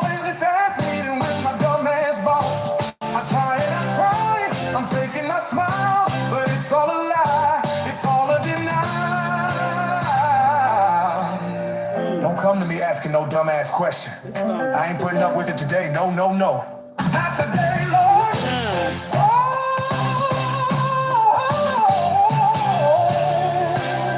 Oh my God. When I clock out, don't you fucking talk to me. Don't breathe my air or walk to me. Oh, can't you see that I ain't here? If I ain't getting paid, my dear, I'm walking out. I'm on my phone, just thinking about my drive back home. So please just leave my ass alone. Don't talk to me, no baby, no. So that is the employee anthem, y'all. Anytime you walking out of work, that's a good song to play. You hear me? Don't get sent to HR though. Don't get sent to HR. So this is the next video that we're gonna play for the super chat. Remember, I told y'all we're gonna do 6. Here's the next one. Here we go. Kids. Yes, I have one daughter. How about you? How many baby daddies do you have, if you don't mind me asking? Ellipses. I have one daughter. All right now. I understand that it's by himself. Oh my God. I have one daughter. I understand that it's by himself.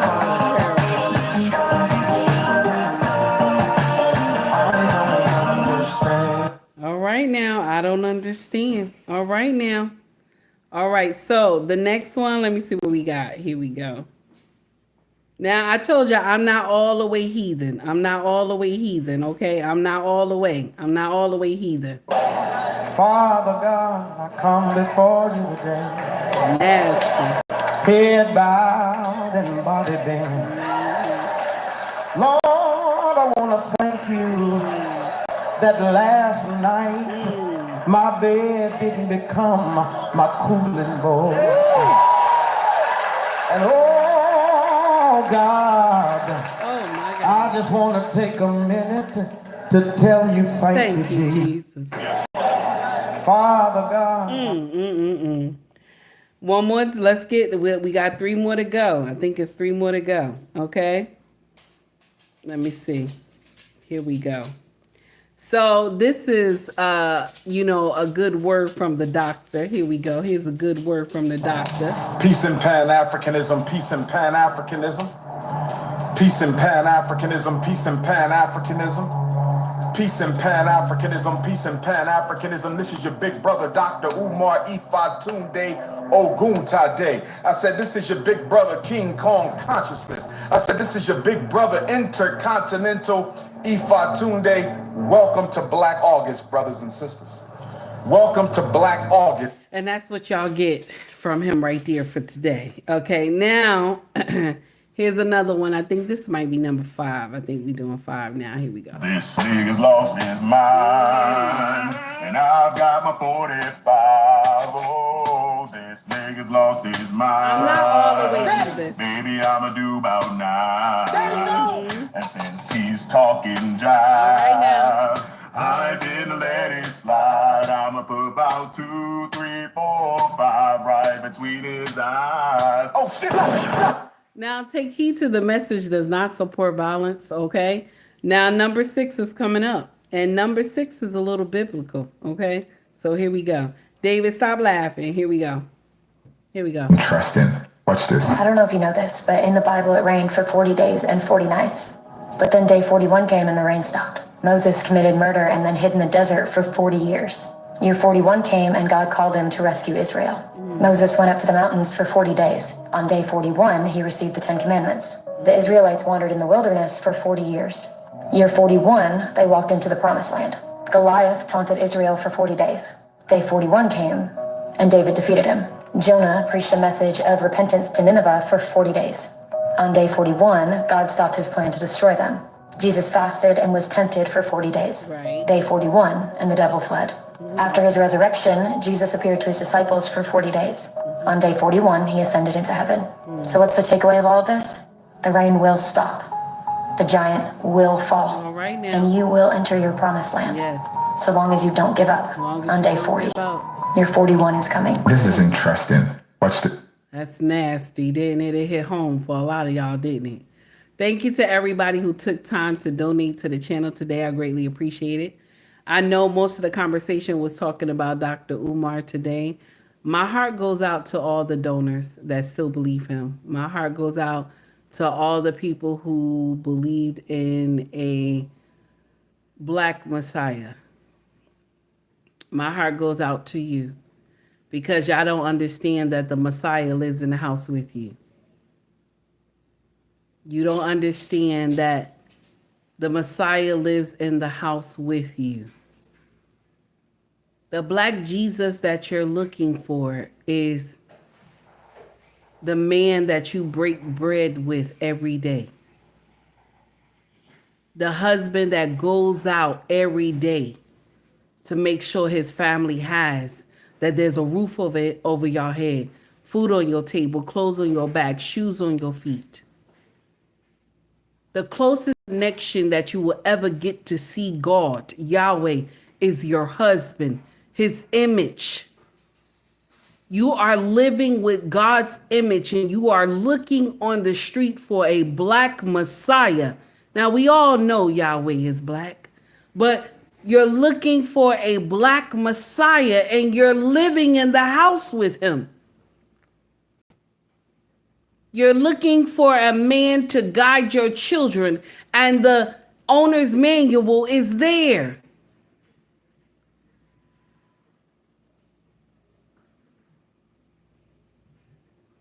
If you want to donate to the channel, you can donate through Cash App, through Venmo, through Super Chat.